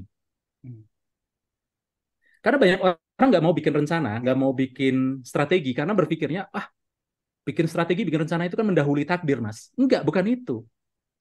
Kita bikin rencana, bikin strategi, itu adalah supaya kita clear dengan apa yang perlu saya lakukan hari ini. Kalau kita nggak punya strategi, kita nggak paham kondisi saat ini seperti apa, kita nggak jelas mau dibawa kemana, kita nggak tahu hari ini mau ngapain gitu loh. Orang yang nggak tahu hari ini mau ngapain, itu nggak akan produktif dalam pekerjaan. Apapun posisinya. Betul banget kan. Ya dia nggak paham. Misalnya kita bisa tentang personal ya, personal productivity misalnya. Kita bisa tentang diri sendiri. Kita nggak tahu nih punya strength apa, kita nggak tahu punya opportunity apa. Ya kita nggak tahu mau ngapain. Kita nggak punya visi, nggak punya goal, mau dibawa kemana nih diri kita. Ya kita nggak tahu mau ngapain. Hari ini jadinya bingung. Akhirnya scrolling. Scrolling nggak jelas ya.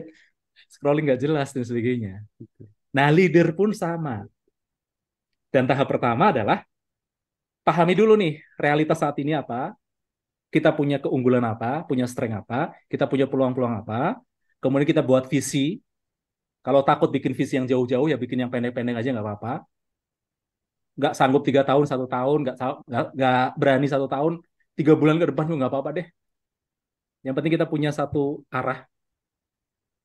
Dan setelah itu kita buat strateginya, kita buat milestone-nya. Dan milestone yang namanya rencana tidak harus 100% kemudian nanti kita jalankan. Enggak. Ya itu hanya panduan awal aja. Ya, ini yang pertama ya. Envision. Anggap teman-teman sudah bikin analisis SWOT, sudah bikin visi, sudah bikin strategi. Selanjutnya apa? Selanjutnya adalah engage.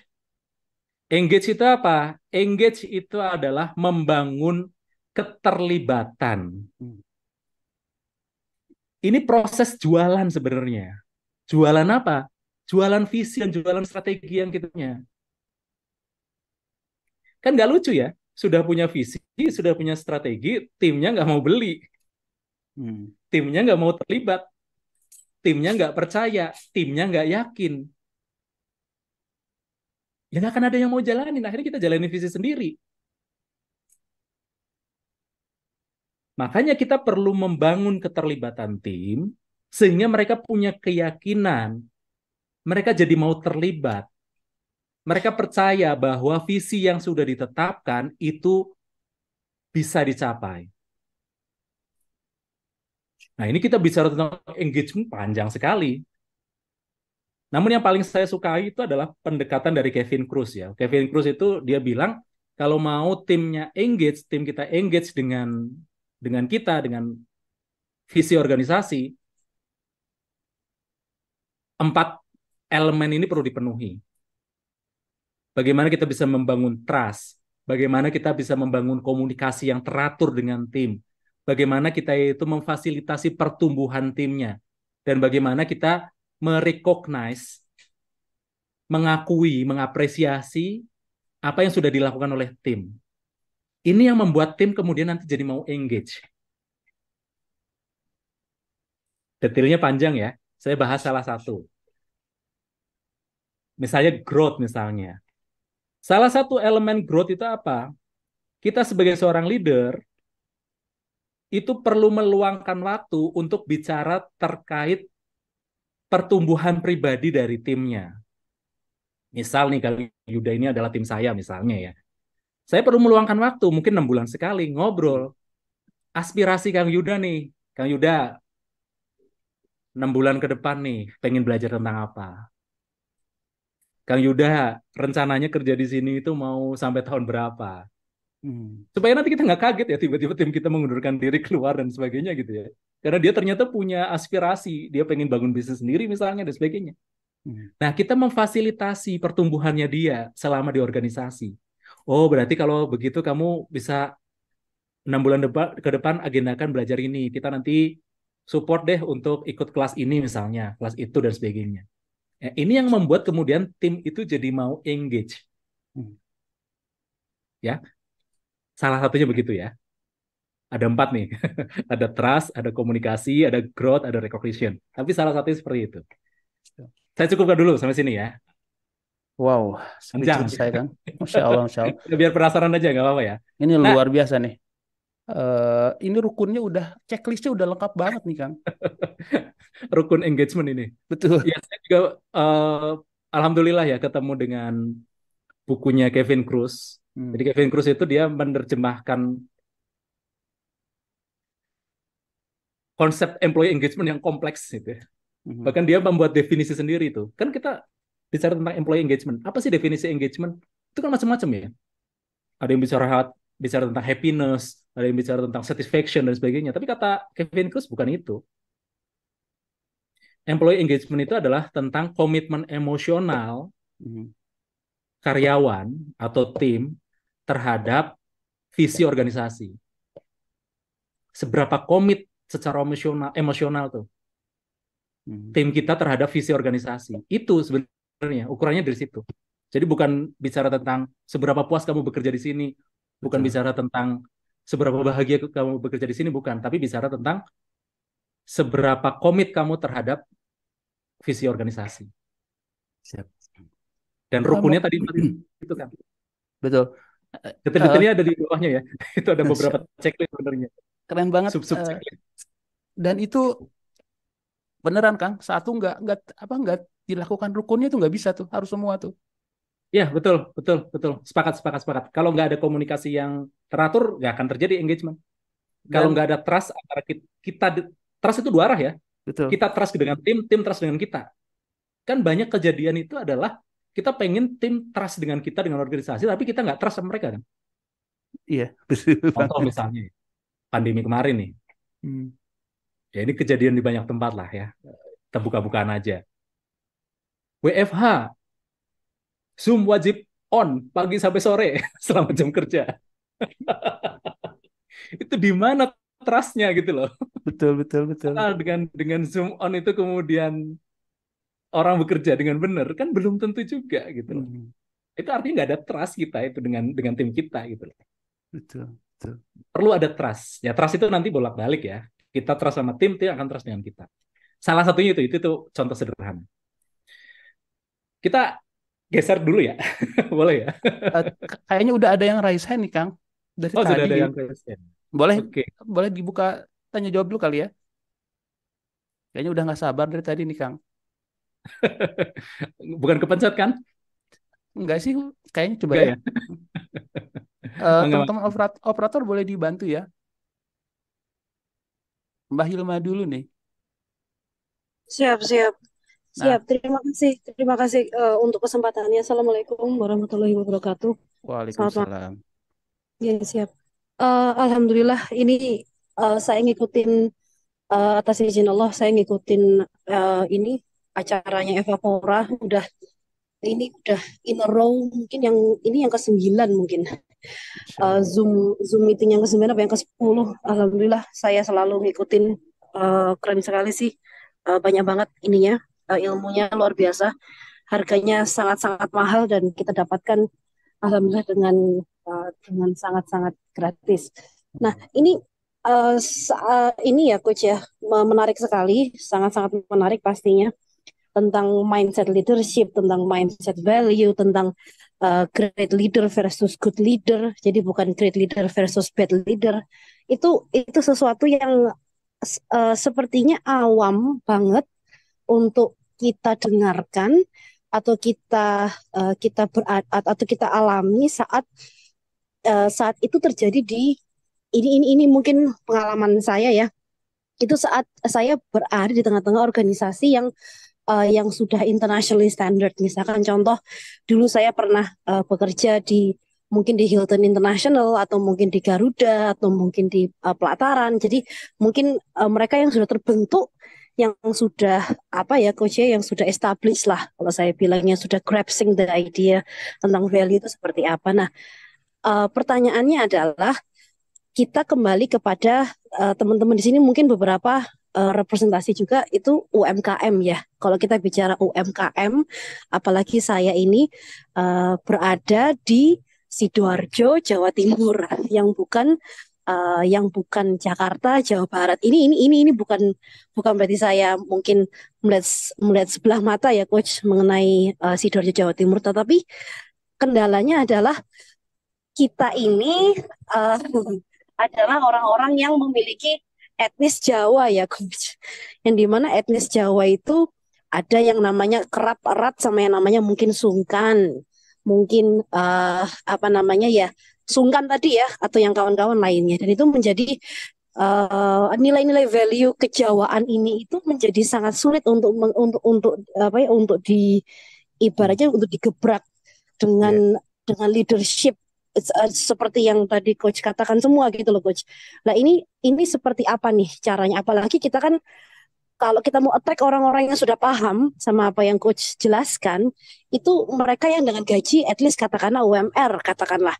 Sedangkan UMKM ini masih mungkin masih kecil, mungkin kantornya masih sangat kecil dan kurang representatif untuk bisa ibaratnya kalau orang Jawa tuh ngomong terlalu muluk-muluk lah ibaratnya seperti itu. Tetapi sebagai owner kami sangat paham apa yang semua yang coach katakan ini tantangan seperti ini seperti apa ya kayaknya caranya untuk kita bisa matahkan karena kita sudah melewati mungkin berapa belas atau berapa puluh kali turnover yang cukup lumayan karena leadership yang kita bawa, value culture yang kita berikan itu kurang sesuai dengan value-value teman-teman sumber daya manusia yang ada di Sidoarjo, yang Jawanya ini sangat cukup kental. Saya bisa mohon diberi pencerahan untuk teman-teman yang masih skalanya kecil, yang bermimpi besar, itu kayak gimana kita bisa menemukannya, bisa menjembataninya gitu, Coach. Caranya seperti apa? Pelan-pelan atau kita pindah ke Jakarta aja atau seperti apa gitu? Siap. Kira-kira ininya. Oke, terima kasih sekali. Ya. Saya Hilma dari Sidoarjo. Assalamualaikum warahmatullahi wabarakatuh. Waalaikumsalam warahmatullahi wabarakatuh. Luar biasa. Coach, aku izin tambahin ya, tajamkan mungkin. Jadi eh, ini saya pernah nanya ke beberapa teman yang seperti Mbak Hilma gitu. Jadi pernah sekolah di luar negeri dan seterusnya. Satu hal yang saya tanya ke mereka gitu. Tolong kasih saya satu hal yang kalian dapati di luar sana dan harus diterapkan di Indonesia. Apa kira-kira satu hal aja? Mereka bilang gini, jangan nggak enakan Kang kalau bisnis itu aja. Dan itu kayaknya jadi memang jadi tantangan buat kita. Karena kita punya budaya sungken itu Kang. Satu sisi harus tegas, tapi sisi lain gimana caranya tetap enak gitu. Monggo Kang, silakan Kang. Oke.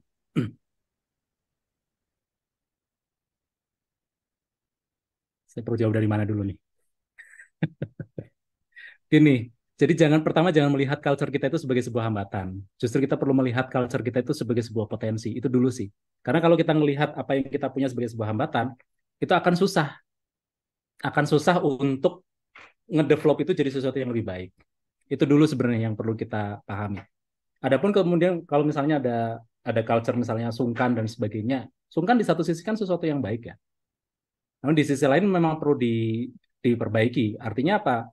Ada nggak cara supaya untuk menurunkan kesungkanan seseorang? Ada banyak cara. Contoh misalnya kalau dalam meeting itu ada namanya teknik itu silent meeting. Jadi meeting nggak pakai ngomong. Itu adalah untuk menghilangkan rasa sungkan. Jadi semua orang boleh berpendapat dan semuanya berpendapat itu dalam bentuk tulisan, nggak pakai ngomong. Dan itu bisa mengurangi kesungkanan. Jadi itu masalah ini aja, masalah teknis urusan trust aja sebenarnya sih, trust sama komunikasi sih. Nggak ada hubungannya dengan culture. Ketika misalnya kita sebagai seorang leader itu pinter nyari celah, ya kita akan bisa menghilangkan itu sebagai dari sebuah penghambat. Itu mungkin ya, saya nggak bisa bahas lebih panjang ya, karena ini banyak yang request Iya, untuk banyak request lanjut tapi aja dulu. sederhananya begitu. Pertama kita perlu memandang yang namanya budaya kita bukan sebagai sebuah penghambat, tetapi itu potensi gitu. Itu dulu. Karena kalau kita udah kesel duluan dengan sesuatu yang ada dalam diri kita, itu nggak akan jadi bisa apa-apa itu. Dan leadership ada banyak stylenya. Itu dulu ya. Kita nggak bicara tentang style. Ada yang stylenya itu direktif banget, ada yang stylenya itu ya otoritatif ya seperti tadi. Ada yang stylenya itu adalah sangat permissionable, ada yang stylenya kolaboratif dan sebagainya. Itu urusan style. Tapi kita bicara tentang esensinya dulu nih. Kita nggak bicara tentang style. Yang tidak bisa kita paksakan itu style. Clear ya? Clear, Coach. Insya Allah. Silakan lanjut dulu, Coach. Oke, kita lanjut ya. Ya, Tenang, ya. kalem, pelan-pelan ya. Tenang ya. Aman. Sampai jam 10 juga aman lah. Sampai mana tadi? Engage ya. Engage. Rukun engage tadi. Nah, Ya. kalau tadi engage itu adalah bicara tentang bagaimana supaya tim itu mau beli visinya kita. Supaya mereka percaya dengan visinya kita. Energize itu adalah tentang bagaimana menumbuhkan dan mempertahankan motivasi supaya mereka itu tetap mau berkontribusi. Karena kalau orang sudah mau, sudah terlibat, sudah mau bantu kita mewujudkan visi, sudah mau jalani strategi, nafasnya panjang nggak pertanyaannya? Bener nggak? Kan bisa aja ya. Visi kita itu butuh waktu 2 tahun misalnya untuk mewujudkannya. Nah, bisa nggak nih motivasi tim kita itu bertahan selama 2 tahun? Nah, tugas leader adalah ngasih energi, ngecas energinya. Supaya motivasi mereka itu tetap bertahan. Dan ketika kita bicara motivasi, kebanyakan orang itu mikirnya reward and punishment. Bener nggak?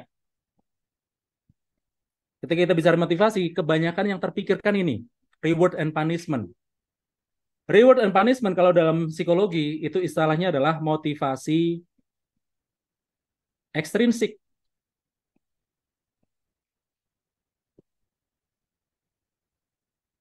Kalau kita lihat, ada seorang penulis buku, dia nulis buku judulnya Drive. Ada yang tahu siapa namanya? Penulis buku ini tuh dia mengumpulkan riset selama 30 tahun. Jadi riset seputar motivasi selama 30 tahun terakhir, dikumpulin semuanya. Dikumpulin semuanya, dan dia dapat satu kesimpulan yang menarik. Motivasi ekstrinsik berupa reward and punishment itu hanya bisa dijalankan kalau pekerjaan yang dikerjakan oleh seorang tim itu bersifat mekanis. Jadi yang namanya reward and punishment itu hanya berlaku untuk mechanical task. Kerja mekanis, contohnya apa kerja mekanis? Mengendarai mobil, ngangkut batu, mindahin barang dari satu tempat ke tempat lain. Itu namanya mechanical task. Efektif reward and punishment. Kerja-kerja pabrik efektif pakai reward and punishment. Tetapi ketika kita bicara tentang pekerjaan kreatif task, pekerjaan yang butuh kreativitas, pekerjaan yang melibatkan mikir, yang melibatkan problem solving, ternyata reward and punishment itu nggak terlalu efektif. Jadi orang nggak bisa jadi lebih kreatif ketika misalnya rewardnya digedein misalnya. Itu nggak tiba-tiba jadi lebih kreatif. Nah, ini menarik tuh ya. Mungkin dia akan kreatif, tapi hanya dalam waktu yang sebentar. Tapi setelah itu dia butuh reward yang lebih besar lagi, butuh yang lebih besar lagi dan sebagainya gitu. Artinya nggak sustain gitu loh, si reward and punishment. Ketika kita bicara tentang kerja-kerja kreatif, problem solving yang butuh mikir, analisis dan sebagainya, yang perlu kita bangun itu adalah motivasi intrinsik.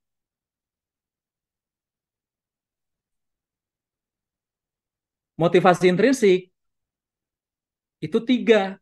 1, sebenarnya ada 10 ya. Ada 10. Coba saya sampaikan yang basic banget, yang fundamental 3. Otonomi, relatedness, dan mastery. Jadi orang itu akan termotivasi secara intrinsik dari dalam untuk mengerjakan sesuatu ketika dia diberikan otonomi. Otonomi itu kebebasan. Misal, targetmu sekian, caranya silahkan bebas. Misalnya begitu, ya yang paling ekstrim ya. Itu otonomi namanya. Lawan dari otonomi adalah kontrol. Ketika orang dikontrol kerjanya, cara kerjanya dan sebagainya, mandek pikirannya, orang jadi nggak kreatif, orang nggak bisa mikir. Ketika terlalu dikontrol, over kontrol ya. Saya nggak bicara tentang bisnis nggak perlu ada kontrol, tetap perlu ada kontrol. Tetapi ketika sudah over kontrol, sehingga nggak ada ruang seseorang untuk berkreasi, mandek nih. Kemampuan untuk berpikir kreatifnya mandek.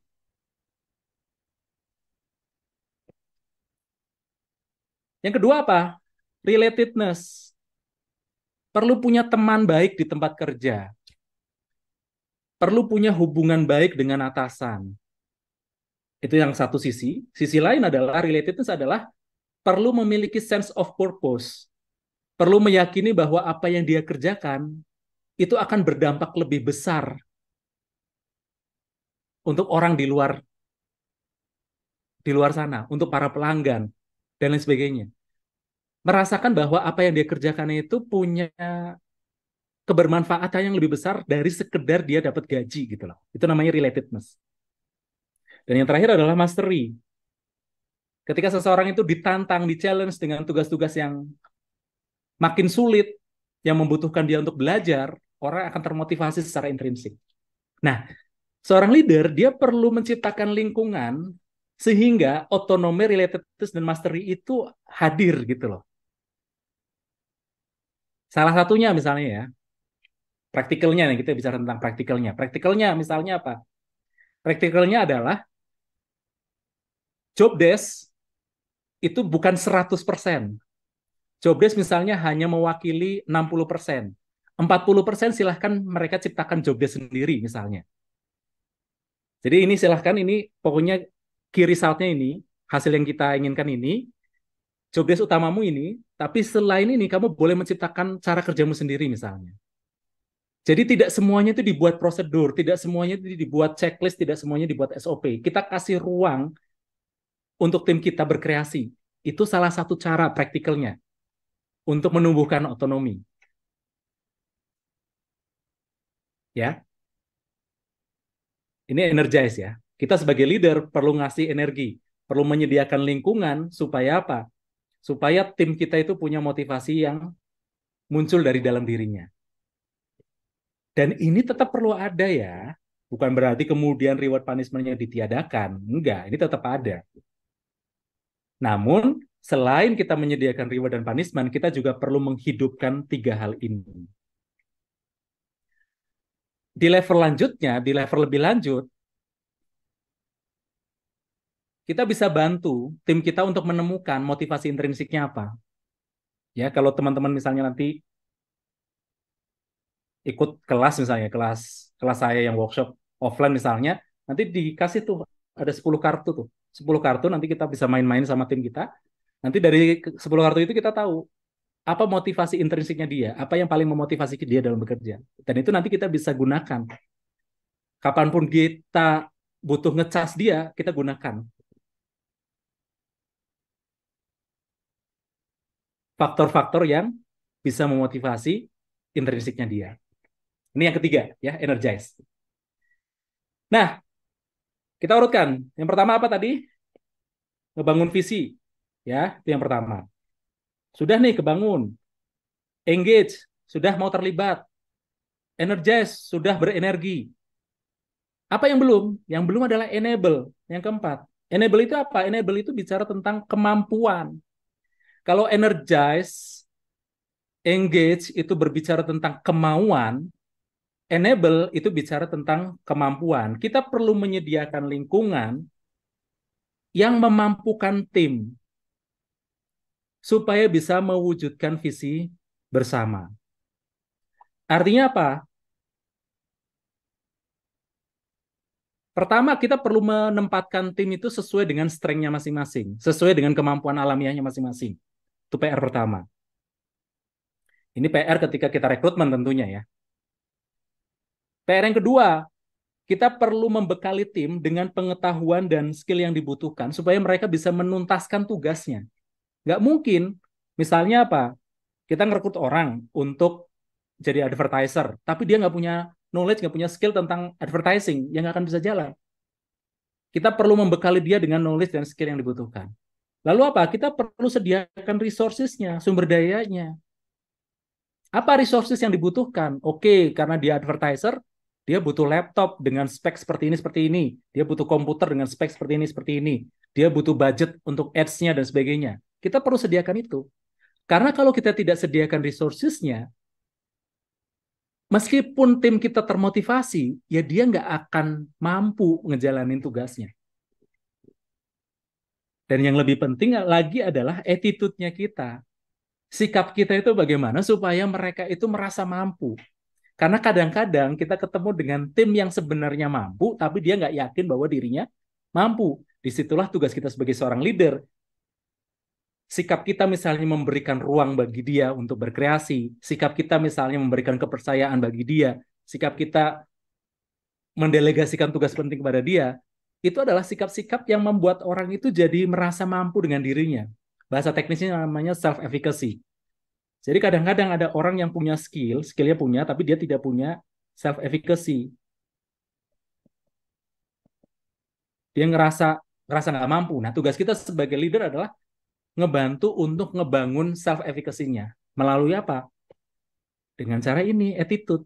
Salah satu attitude-nya apa? Practical-nya. Practical-nya, attitude-nya adalah ngasih pujian. Pujian yang berbasis perilaku. Ketika kita melihat perilaku tim yang sesuai dengan ekspektasi kita, kita perlu puji dia. Jadi yang kita puji adalah perilakunya, konkret, spesifik. Misal, kita lihat tim kita, misalnya apa? Dia menyerahkan laporan on time, bahkan sebelum waktu laporan dikumpulkan misalnya. Nah, kita puji, wah terima kasih ya. Saya senang kalau kamu mengumpulkan laporan sebelum deadline-nya berakhir. Kita puji seperti itu. Yang kita puji adalah perilaku spesifiknya. Bukan sifatnya. Oh, kamu rajin ya. Oh, kamu semangat ya. Itu sifat ya. Yang kita puji adalah perilaku spesifik. Itu salah satu bentuknya ya. Bentuk yang membuat kita jadi bisa mengenable tim kita supaya dia menjadi mampu. Nah, yang terakhir adalah eksekusi. Jadi kalau sudah ada visi, tim sudah mau terlibat, kemauannya ada, motivasinya ada, kemampuannya ada, berarti bagaimana kita bisa membantu tim untuk mengeksekusi strategi yang sudah dibuat. Apa saja yang perlu diperhatikan? Yang perlu diperhatikan adalah kita perlu punya key result yang jelas. Kita perlu sepakati hasil-hasil akhir yang diharapkan itu apa sih sebenarnya? Oh, kita pengen jadi nomor 1 nih di Indonesia. Software akuntansi nomor 1 di Indonesia. Key result-nya apa? Angkanya seperti apa? Kemudian kita perlu sepakati key behavior-nya apa? Perilaku-perilaku kuncinya apa? Oh, berarti saya sebagai seorang sales, saya perlu melakukan perilaku kunci ini. Oh, saya sebagai seorang customer service perlu punya perilaku kunci ini. Oh, saya sebagai seorang leader perlu punya perilaku kunci ini dan sebagainya. Perlu disepakati key result dan key behaviors-nya. Ini satu paket antara hasil dengan perilaku. Jadi kita perlu pilih, nggak usah banyak-banyak, mungkin 3-5 key behavior yang bisa ngebantu kita untuk mencapai result yang diharapkan. Lalu kita perlu sediakan yang namanya performance support. Dukungan untuk kinerja. Bentuknya bisa checklist, bentuknya bisa SOP, dan lain sebagainya. Dan yang keempat adalah kita perlu ngebangun ritme untuk akuntabilitas. Karena kunci dari eksekusi adalah ada akuntabilitas. Setiap anggota tim itu perlu ada jadwal yang teratur membagikan, menyampaikan progresnya. Itu yang membuat akuntabilitas di dalam sebuah tim itu jadi kebangun. Nah, great leader ini adalah mereka yang punya dan menjalankan 5 hal ini. Envision, engage, energize, enable, dan execute. Detailnya panjang, kurang lebih mudah-mudahan teman-teman dapat gambaran besarnya dulu ya. Karena dengan gambaran besar ini, minimal jadi tahu nih teman-teman, room for improvement-nya di mana. Bagian yang perlu diimprove selama ini bagian mana. Nggak perlu semuanya langsung. Karena kalau semuanya langsung pasti berat dan jadi kompleks. Kita bisa mulai dari hal-hal yang sederhana. Mana dulu nih yang bisa saya improve? Kayaknya saya bisa improve bagian engage-nya. Boleh, silahkan. Saya bisa improve bagian energize-nya dulu. Silahkan. Saya bisa improve envision dulu. Silahkan. Mangga. Begitu mungkin. Siap. Masya Allah. Speechless jadi. Tadi mohon maaf ya kalau ada drama sedikit. Luar biasa penontonnya, Masya Allah. Pesertanya luar biasa ini. Oke, gimana sekarang teman-teman kita buka sesi tanya jawab ya. Coba jawab di kolom komentar ya. Sudah selesai kan Kang Aji ya? Sudah, Kang. Sudah ya? Ya, halaman terakhir Pak, cuma cerita-cerita follow up lebih lanjut lah. Mantap. Cukup lah. Kalau materi cukup dulu lah ya. Oke. Supaya nggak terlalu overwhelm juga. Ya, betul. Oke, kita buka tanya jawab ya. Mungkin saya undang dulu yang raise hand ya. Sebentar, kita pilihkan dulu. Tolong nanti sebutkan dari mana.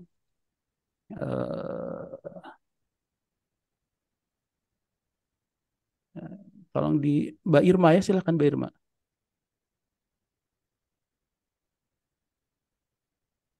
Ya. Mana yang udah? Mbak Irma ya udah, ini udah mute.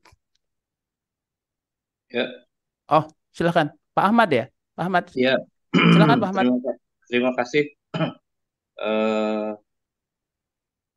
Mohon masukan dari narasumber. Kita punya visi itu memang bisa masuk ke dalam skala global ya, perusahaan skala global, bisa bergerak di skema-skema global. Untuk saat ini perusahaan kami masih di skema-skema lokal, jadi bukan belum ke skema global. Nah, tantangannya di sini memang di enable itu kemampuan.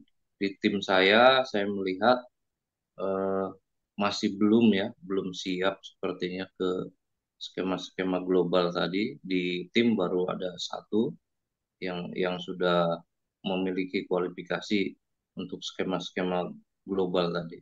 Nah, ini ada kans untuk kita rekrut orang yang sudah jadi, yang ibaratnya yang sudah, cuman ya ada min plusnya juga kelihatannya. Atau kita mungkin agak sedikit lambat ya, tapi kita develop dari internal. Ini memang agak sedikit dilematis kalau kita mau tancap gas gitu kan. Ya kalau pengen cepat kita ambil hire orang-orang yang memang sudah jadi, atau kita develop yang internal. Mungkin itu. Sama satu lagi, ekspektasi dari klien pengennya sih murah meriah bergizi tinggi gitu. Jadi pengennya kualitas bagus ya kan, cepat segala macam, tetapi harga pengen murah gitu. Ini yang kadang dia misalkan ekspektasi dengan yang lain-lain, karena kami masih perusahaan kecil gitu kan, bisa cepat dalam mendeliver, ataupun sudah terpuaskan bahkan lebih gitu dari ekspektasinya. Misalkan biasanya 2-3 bulan gitu kan, dengan perusahaan yang besar kita bisa 3 minggu atau 1 bulan maksimal kan gitu. Itu udah di luar ekspektasi beberapa klien kami. Cuman itu tadi, yang ekspektasi si klien bukan ekspektasi kita gitu kan, selaku penyedia jasa. Mungkin itu kurang lebihnya, mohon maaf. Selamat malam. Assalamualaikum warahmatullahi wabarakatuh. Waalaikumsalam warahmatullahi wabarakatuh. Gimana Coach? Ya, dari pertanyaannya sudah ada jawabannya, kan? Jadi yang pertama, ya memang itu jawabannya. Ngedevelop dari internal, tapi lama, atau hire dari luar yang sudah punya expertise, cepat tapi pasti mahal. Ya, memang itu pilihannya itu. Tinggal kita mau milih yang mana. Nah, milih yang mana tentu tergantung dari resources kita dong. Ya, Dan ini nggak bisa dijawab hanya melalui webinar seperti ini ya. Oh, pilih yang pertama, pilih yang kedua. Kan kita perlu tahu kan kondisi di perusahaannya Pak Ahmad itu seperti apa. Yang potensial untuk di-develop misalnya sudah berapa banyak dan sebagainya gitu kan. Jadi kadang-kadang pertanyaan sederhana itu tidak bisa dijawab sederhana karena kita nggak tahu kondisi di sananya seperti apa gitu loh. Namun pilihannya benar dua itu, antara nge-develop dari internal atau kita hire dari luar. Itu sudah benar. Cuma yang mana tentu tergantung dari kondisi perusahaannya. Kondisi itu macam-macam ya. Kondisi itu seberapa cepat visinya pengen diwujudkan, kemudian budget yang dimiliki berapa banyak, kandidat yang potensial itu sudah ada berapa dan sebagainya. Itu nanti jadi mempengaruhi. Artinya di sini butuh proses untuk pengambilan keputusan yang sifatnya strategis dan perlu dibicarakan oleh direksi kalau memang lebih dari satu direkturnya. Kalau memang punya sendiri ya berarti dia perlu diskusi entah dengan seorang coach, dengan seorang konsultan supaya keputusannya itu betul-betul keputusan yang pas gitu loh. Karena saya ingat banget kata Jeff Bezos ya, dalam bisnis itu cuma ada dua macam keputusan. Satu keputusan yang butuh mikir, yang kedua tuh keputusan yang nggak butuh mikir. 80-90% itu keputusan yang nggak butuh mikir. Istilahnya dia itu keputusan yang kita itu masih bisa nengok ke belakang terus keluar lagi dari pintu itu gitu. Tapi ada keputusan-keputusan yang butuh mikir mendalam yang kayak kita sudah buka pintu kita nggak bisa balik lagi gitu loh. Bayang ya? Ya. Nah, kata Jeff Bezos, untuk keputusan-keputusan yang sifatnya nggak bisa nengok lagi, itu perlu dipikirkan mendalam pelan-pelan. Nggak usah buru-buru. Dan sehari jangan banyak-banyak. 3 keputusan yang besar itu udah cukup. Namun untuk jenis-jenis keputusan yang kita bisa nengok lagi, sikat aja. Bisa delegasikan aja gitu aja. Kalau kita memang bisa putuskan cepat aja. Nah, keputusan terkait tadi ya, ngedevelop atau rekrut itu termasuk keputusan yang nggak bisa nengok ke belakang. Artinya perlu pelan-pelan mikirnya. Kemudian yang kedua, di mana-mana klien gitu, pengennya cepat, murah, berkualitas. Bener gak tuh? Kombinasi paling ideal itu. Ya, dalam segitiga project management itu harus dikorbankan salah satu. Kalau mau cepat dan murah bisa, tapi jangan ngobrolin kualitas. Kalau mau berkualitas dan murah, mungkin masih bisa juga diusahakan, tapi jangan ngomongin cepat, jangan minta cepat gitu loh. Kalau pengen berkualitas dan cepat, ya jangan minta murah gitu. Karena itu kalau dalam project management itu memang udah segitiga yang kita nggak bisa satukan gitu loh. Nah, disinilah pentingnya kemampuan kita negosiasi sebenarnya. Negosiasi, kemampuan kita itu untuk mengkomunikasikan value. Sebenarnya value dari kita itu apa? Keunggulan kompetitif kita itu apa? Mungkin kita nggak semurah kompetitor, tetapi kita begini. Mungkin kita nggak secepat kompetitor, tetapi kita begini. Sehingga kita perlu arahkan, kalau bahasa teknisnya namanya di reframe. Yang tadinya orang itu ngelihatnya ke harga, dia jadi ngelihat ke yang lain. Itu yang perlu dilakukan kita. Dan itu yang perlu dilatih ke para salesman kita. Supaya konsumen itu fokusnya ke value. Ke keunggulan kompetitif yang kita punya. Bukan ke kekurangan yang kita punya. Karena gini ya, ibarat orang sudah punya istri ya. Jangan membandingkan kelemahan istri kita dengan kelebihan orang lain. Benar nggak? Bubar. Nggak akan ketemu gitu loh. Ya kalau kita mau membandingkan ya kelemahan dengan kelemahan, kelebihan dengan kelebihan gitu. Ya, produk itu juga sama. Kita dibandingkan dengan kompetitor misalnya. Ya yang dibandingkan yang mana? Nah, pinter-pinternya kita mengkomunikasikan value, mereframe sehingga mereka itu fokus pada value yang kita punya, bukan value yang kita tidak punya. Itu sih solusinya. Ya Allah. Lalu Pak Ahmed ya, mudah-mudahan jawabannya bisa mencerahkan. Mohon izin saya bacakan dulu yang masuk ke chat ya, Kang Aji ya. Dari Mbak Evi nih, Mbak Evi. Testimoni juga nih, Masya Allah paling clear katanya penjelasannya nih Kang. Insya Allah katanya. Assalamualaikum Coach Aji, adakah tips atau beberapa cara mendapatkan staff yang dapat terlihat di awal bahwa siap ikut membangun visi misi bersama supaya tidak salah memilih? Itu satu. Dan bagaimana menyikapi dan strategi yang baik untuk leader ketika karyawan izin sakit dan masalah keluarga lainnya, apakah terlihat berlebihan jika nanti kita memutuskan untuk izin sakit harus memakai surat bla bla bla. Mungkin yang satu dulu kali Kang ya, tentang yang strategik dulu nih. Adakah tips atau beberapa cara mendapatkan staff yang dapat terlihat di awal siap ikut membangun visi dan misi bersama? Mungkin itu dulu mungkin Kang. Ya, Silakan Kang. tips. Kenapa senang dengan tips ya? Jadi pertama begini, ketika kita memang punya misi, sampaikan misi kita. Sama kayak orang ini lah ya, orang lamaran kan. Nah, saya punya misi keluarga saya pengen begini-begini gitu. Ya kan disampaikan di awal kan. Nanti dilihat tuh, punya kesamaan nggak, siap atau enggak, dan sebagainya. Ini kalau kita lagi ngobrolin tips ya, teknisnya sebenarnya agak panjang. Cuma intinya adalah ketika kita punya misi tertentu, orang yang kita rekrut ngerti nggak misi kita itu. Lalu kita tanya, kira-kira kamu bisa kontribusi apa untuk mewujudkan misi ini. Nah, dari situ baru kita bisa lihat. Itu yang nanti kita bisa jadikan pegangan. Selama proses misalnya magang 3 bulan, misal ya, kalau ada proses magang. Karena kan rata-rata pasti ada proses magang kan. Magang 3 bulan. Kita cek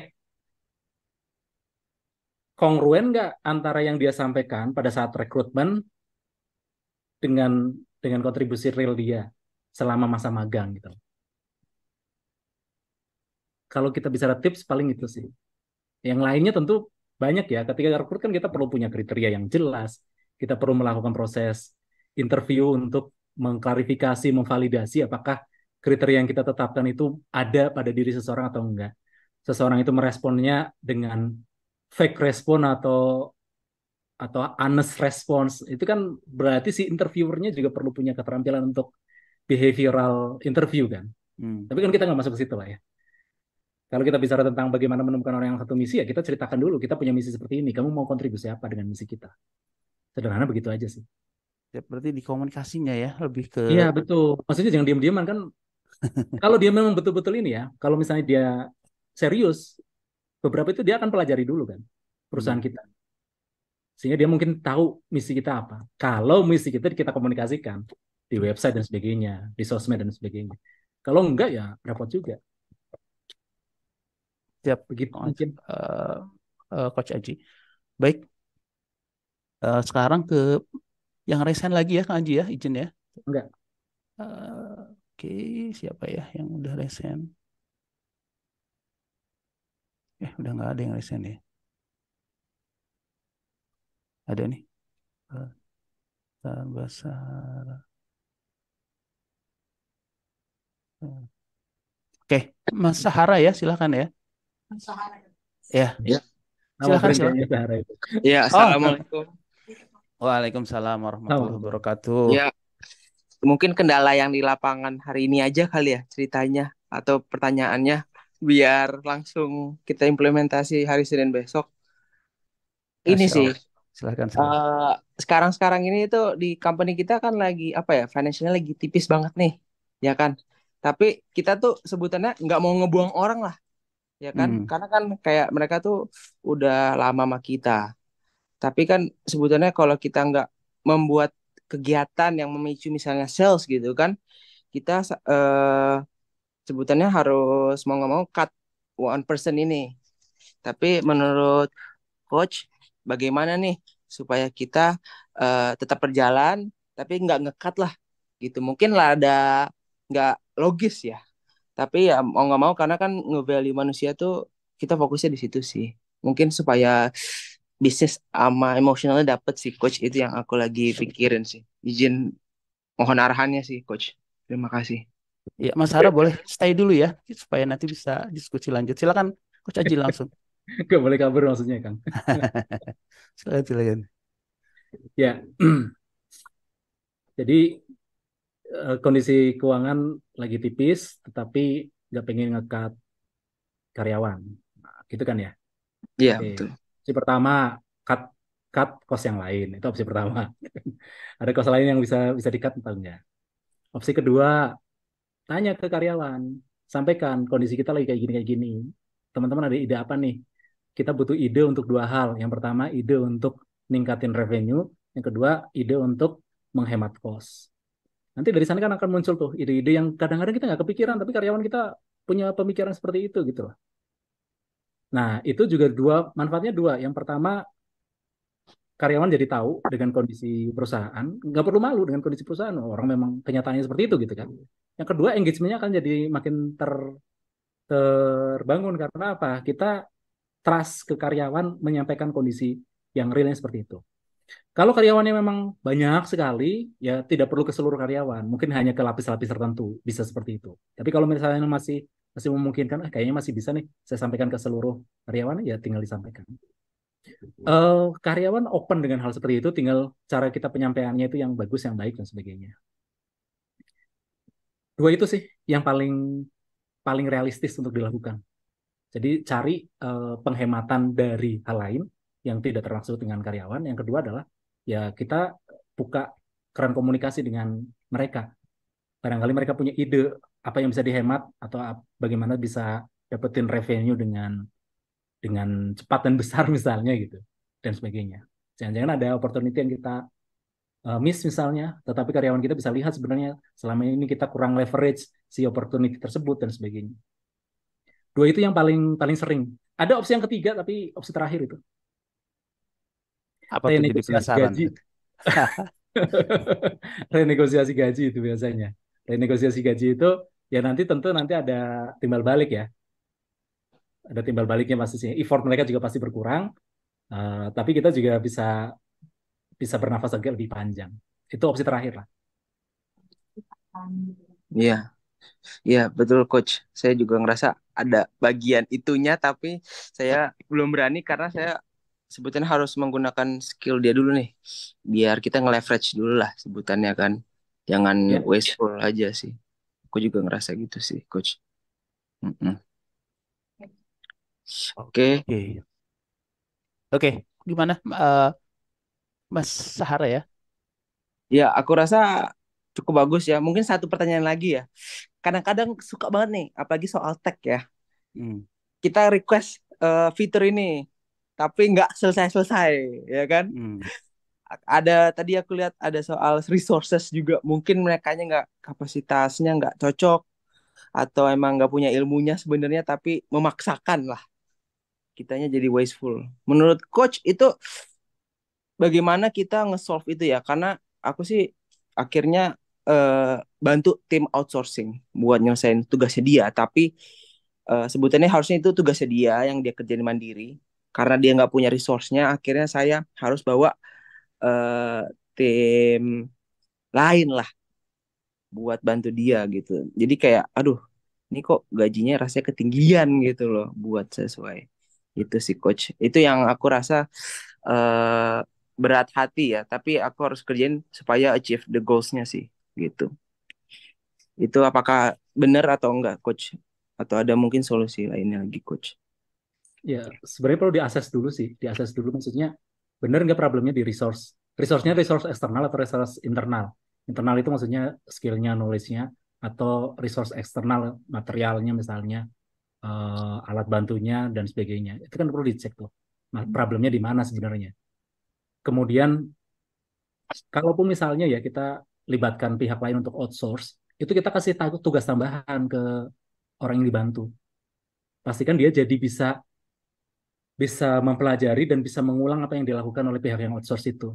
Jadi kita kasih tugas misalnya, katakanlah dengan pihak outsource ada kerjasama 3 bulan misalnya. Di akhir bulan ketiga, dia harus bisa menduplikasi apa yang sudah dilakukan oleh pihak outsource-nya. Itu bisa juga kayak gitu. Jadi kita perlu cek sih. Dan sebenarnya kalau saya pertanyaannya jadi begini. Dari mana tugas itu muncul dan diberikan ke orang tersebut ketika ternyata orang tersebut tidak punya kapasitas untuk mengerjakannya? Itu jadi pertanyaan juga tuh di kepala saya. Cuma kan nanti obrolannya jadi panjang nih, Kang. Oke, Ya. ada satu lagi soalnya ngantri ya. Pak Sahara mohon izin ya. Siap. Oke. Terima kasih, Coach, Coach. Coach satu lagi ya, boleh ya? Ya, boleh, Mangga. Siap. Ibu Yanti, silakan Bu Yanti. Ya, Ya. terima kasih. Assalamualaikum, Coach Aji. Assalamualaikum. Ya, saya prolos sebentar. Saya dulu sempat bekerja sekitar 10-15 tahun lalu saya pernah bekerja di sebuah department store di Jawa Barat di posisi manajerial.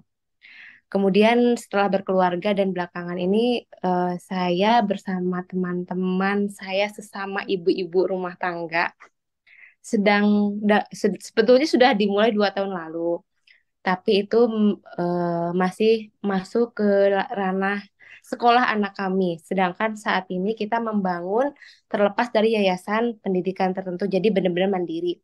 Sebuah komunitas yang komunitas muslimah sih sebetulnya, Coach.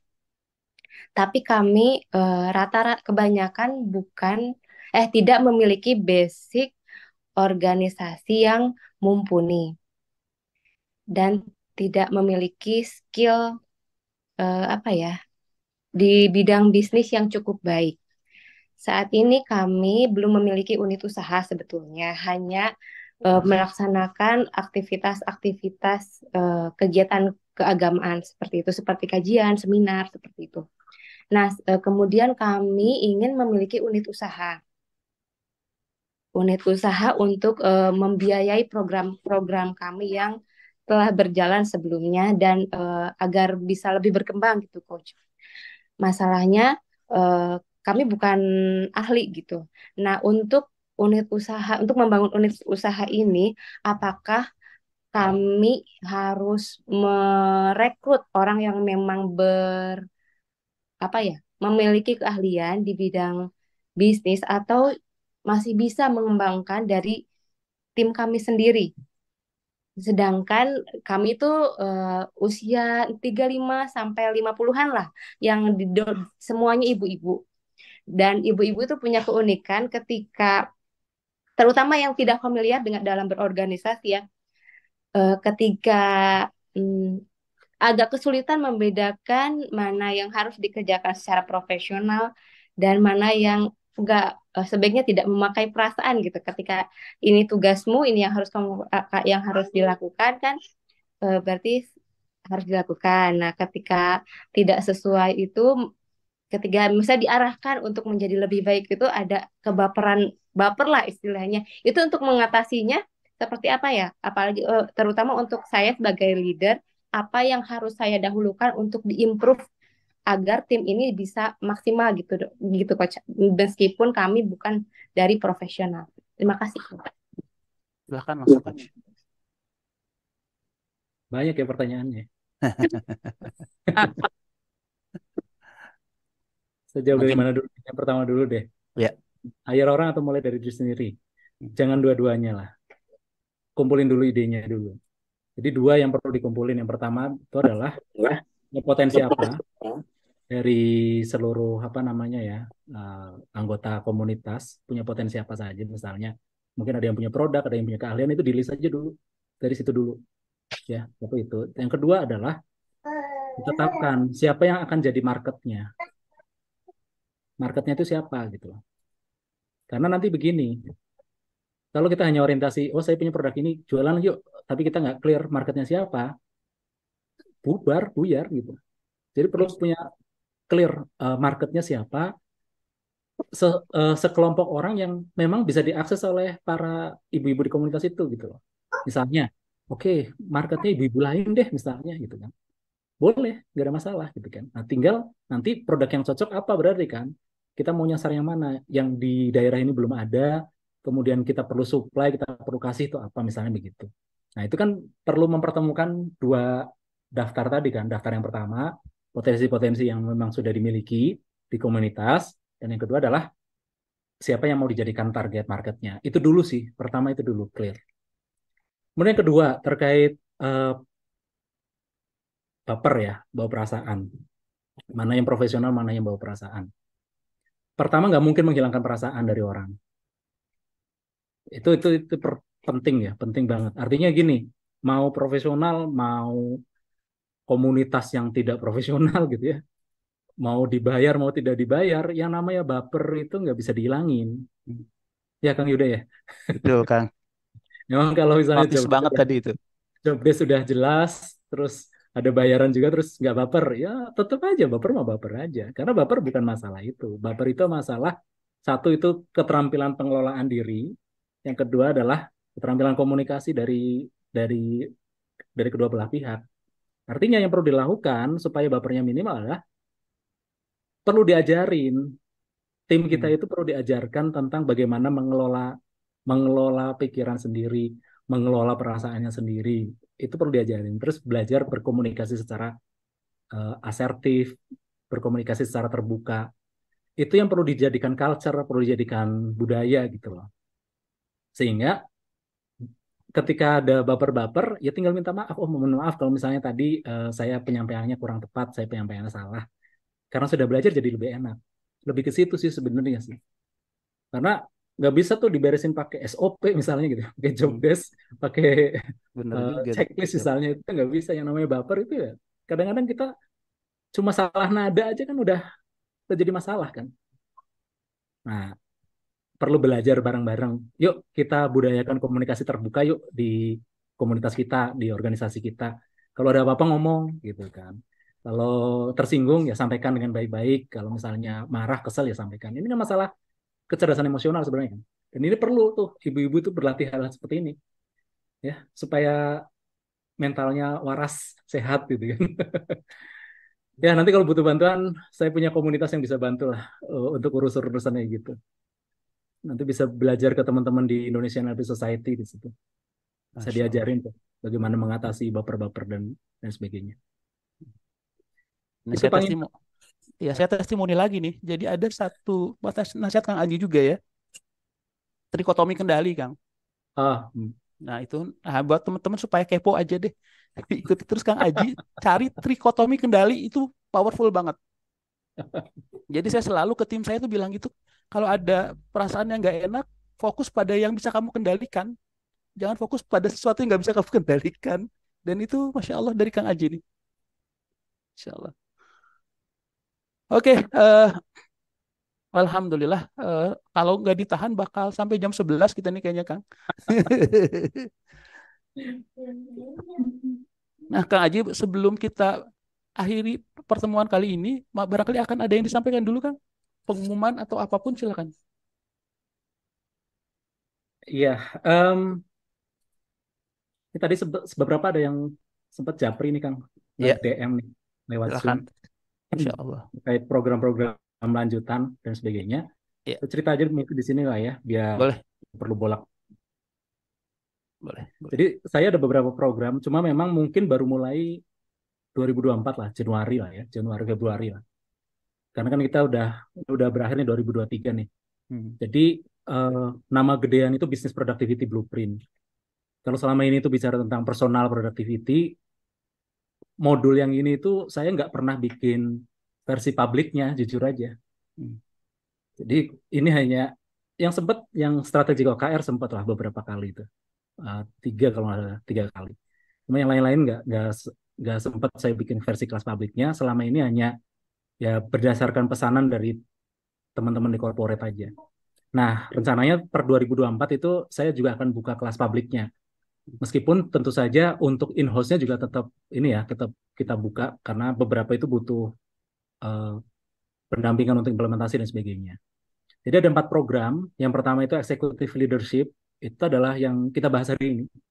Cuma nanti di situ dibahas lebih detail sampai ke checklist-checklistnya ya. Assessment-nya, checklist-checklistnya. Ini semuanya 2 hari nih. 2 hari kalau versi offline. Saya ada yang offline full 2 hari atau bisa juga dibuat hybrid tuh. Hybrid misalnya 1 harinya online kemudian hari keduanya offline. Itu tinggal masalah ini aja, masalah teknis sih. Tapi nggak mungkin online full. Saya kesulitan kalau dibuat online full. Jadi perlu ada sesi offline-nya. Executive Leadership itu yang kita pelajari hari ini, jadi belajar 5E secara lebih mendetail. Jadi bagaimana kita bisa envision, engage, energize, kemudian enable sampai dengan execute. Nanti ada checklist-checklistnya. Oh, checklist saya ini udah, ini belum, ini sudah, ini belum, sehingga nanti bisa bisa jadi panduan tuh para leader. Yang cocok siapa yang ikut? Owner jelas wajib lah ya. Kemudian manajer sampai ke level supervisor itu masih cocok untuk ikutin. Karena nanti konteksnya aja yang berbeda. Kalau dari sisi elemen ini kan tetap sama kan. Tetap kita belajarnya kan 5E itu. Hanya nanti konteks ketika dia sebagai supervisor dengan sebagai seorang manajer tentu nanti level visinya tentu berbeda. Visi seorang supervisor dengan visi seorang manajer kan tentu berbeda. Nah, yang kedua strategi OKR. Selama ini OKR banyak disalahpahami sebagai alat untuk mengukur kinerja, padahal bukan. Jadi OKR itu adalah alat bantu untuk menerjemahkan strategi sebenarnya. Jadi ketika kita bicara tentang OKR itu yang paling pas, paling tepat itu adalah sebagai alat bantu untuk menerjemahkan dan mengeksekusi strategi. Jadi kalau masih ada yang mengajarkan OKR sebagai alat untuk mengukur kinerja, itu sebenarnya udah nggak tepat. Sudah bertentangan dengan filosofi OKR ini sendiri. Makanya di kelas strategi OKR ini kita balikin lagi OKR ke hitahnya, yaitu sebagai alat bantu untuk menerjemahkan strategi. Kemudian ada performance grid. Nah, performance grid itu bicara tentang support system. Jadi ini bicara tentang apa sih yang perlu dilakukan, yang perlu disediakan, ngebangun lingkungan yang bisa ngebantu memudahkan karyawan untuk bisa perform dengan bagus itu apa sih? Jadi nanti di belajar ada 6 elemen yang perlu dipenuhi, mulai dari kejelasan ekspektasi, kemudian sampai bagaimana membangun motivasinya, nanti ada checklist, kemudian poin-poin yang perlu dipenuhi, supaya si karyawan itu dia punya lingkungan yang mensupport dia untuk bisa kinerja optimal. Dengan kata lain, sebenarnya performance grid itu bicara tentang pendetilan dari enable.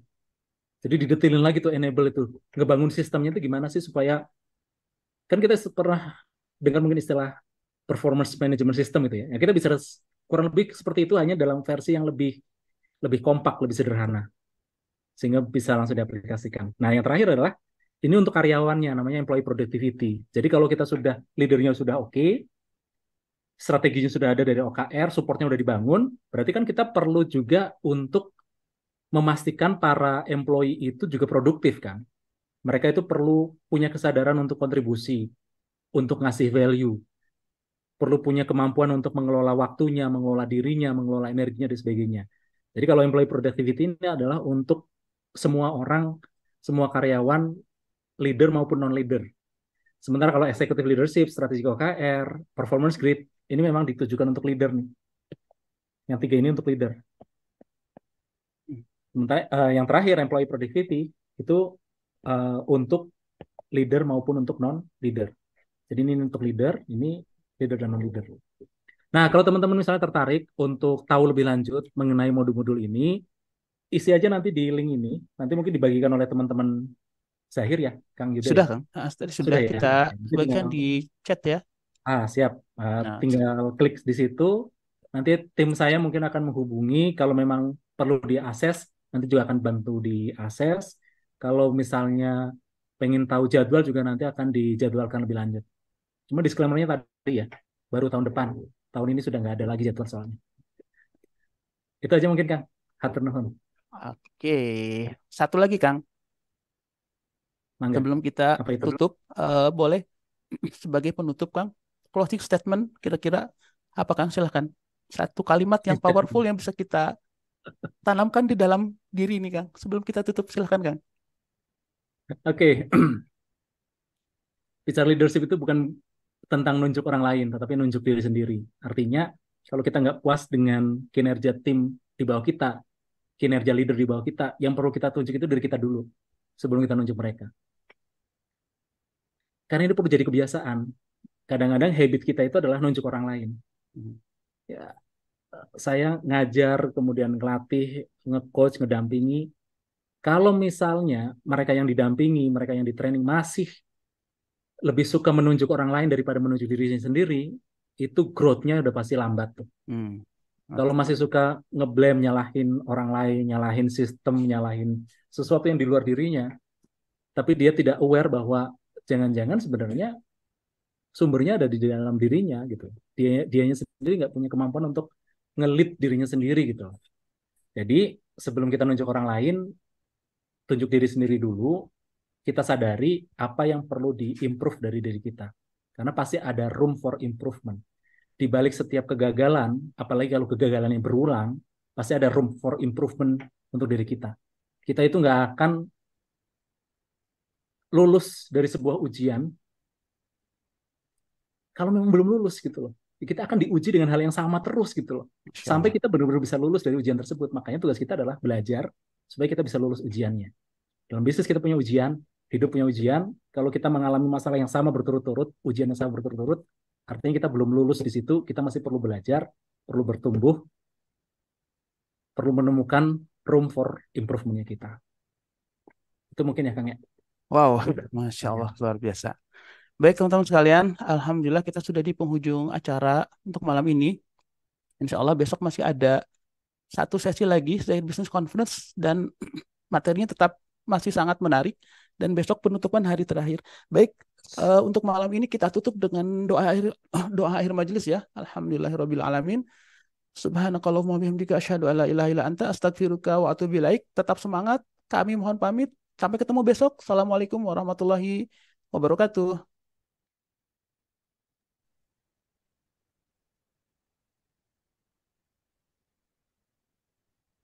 Atur nuhun sadayana, izin pamit.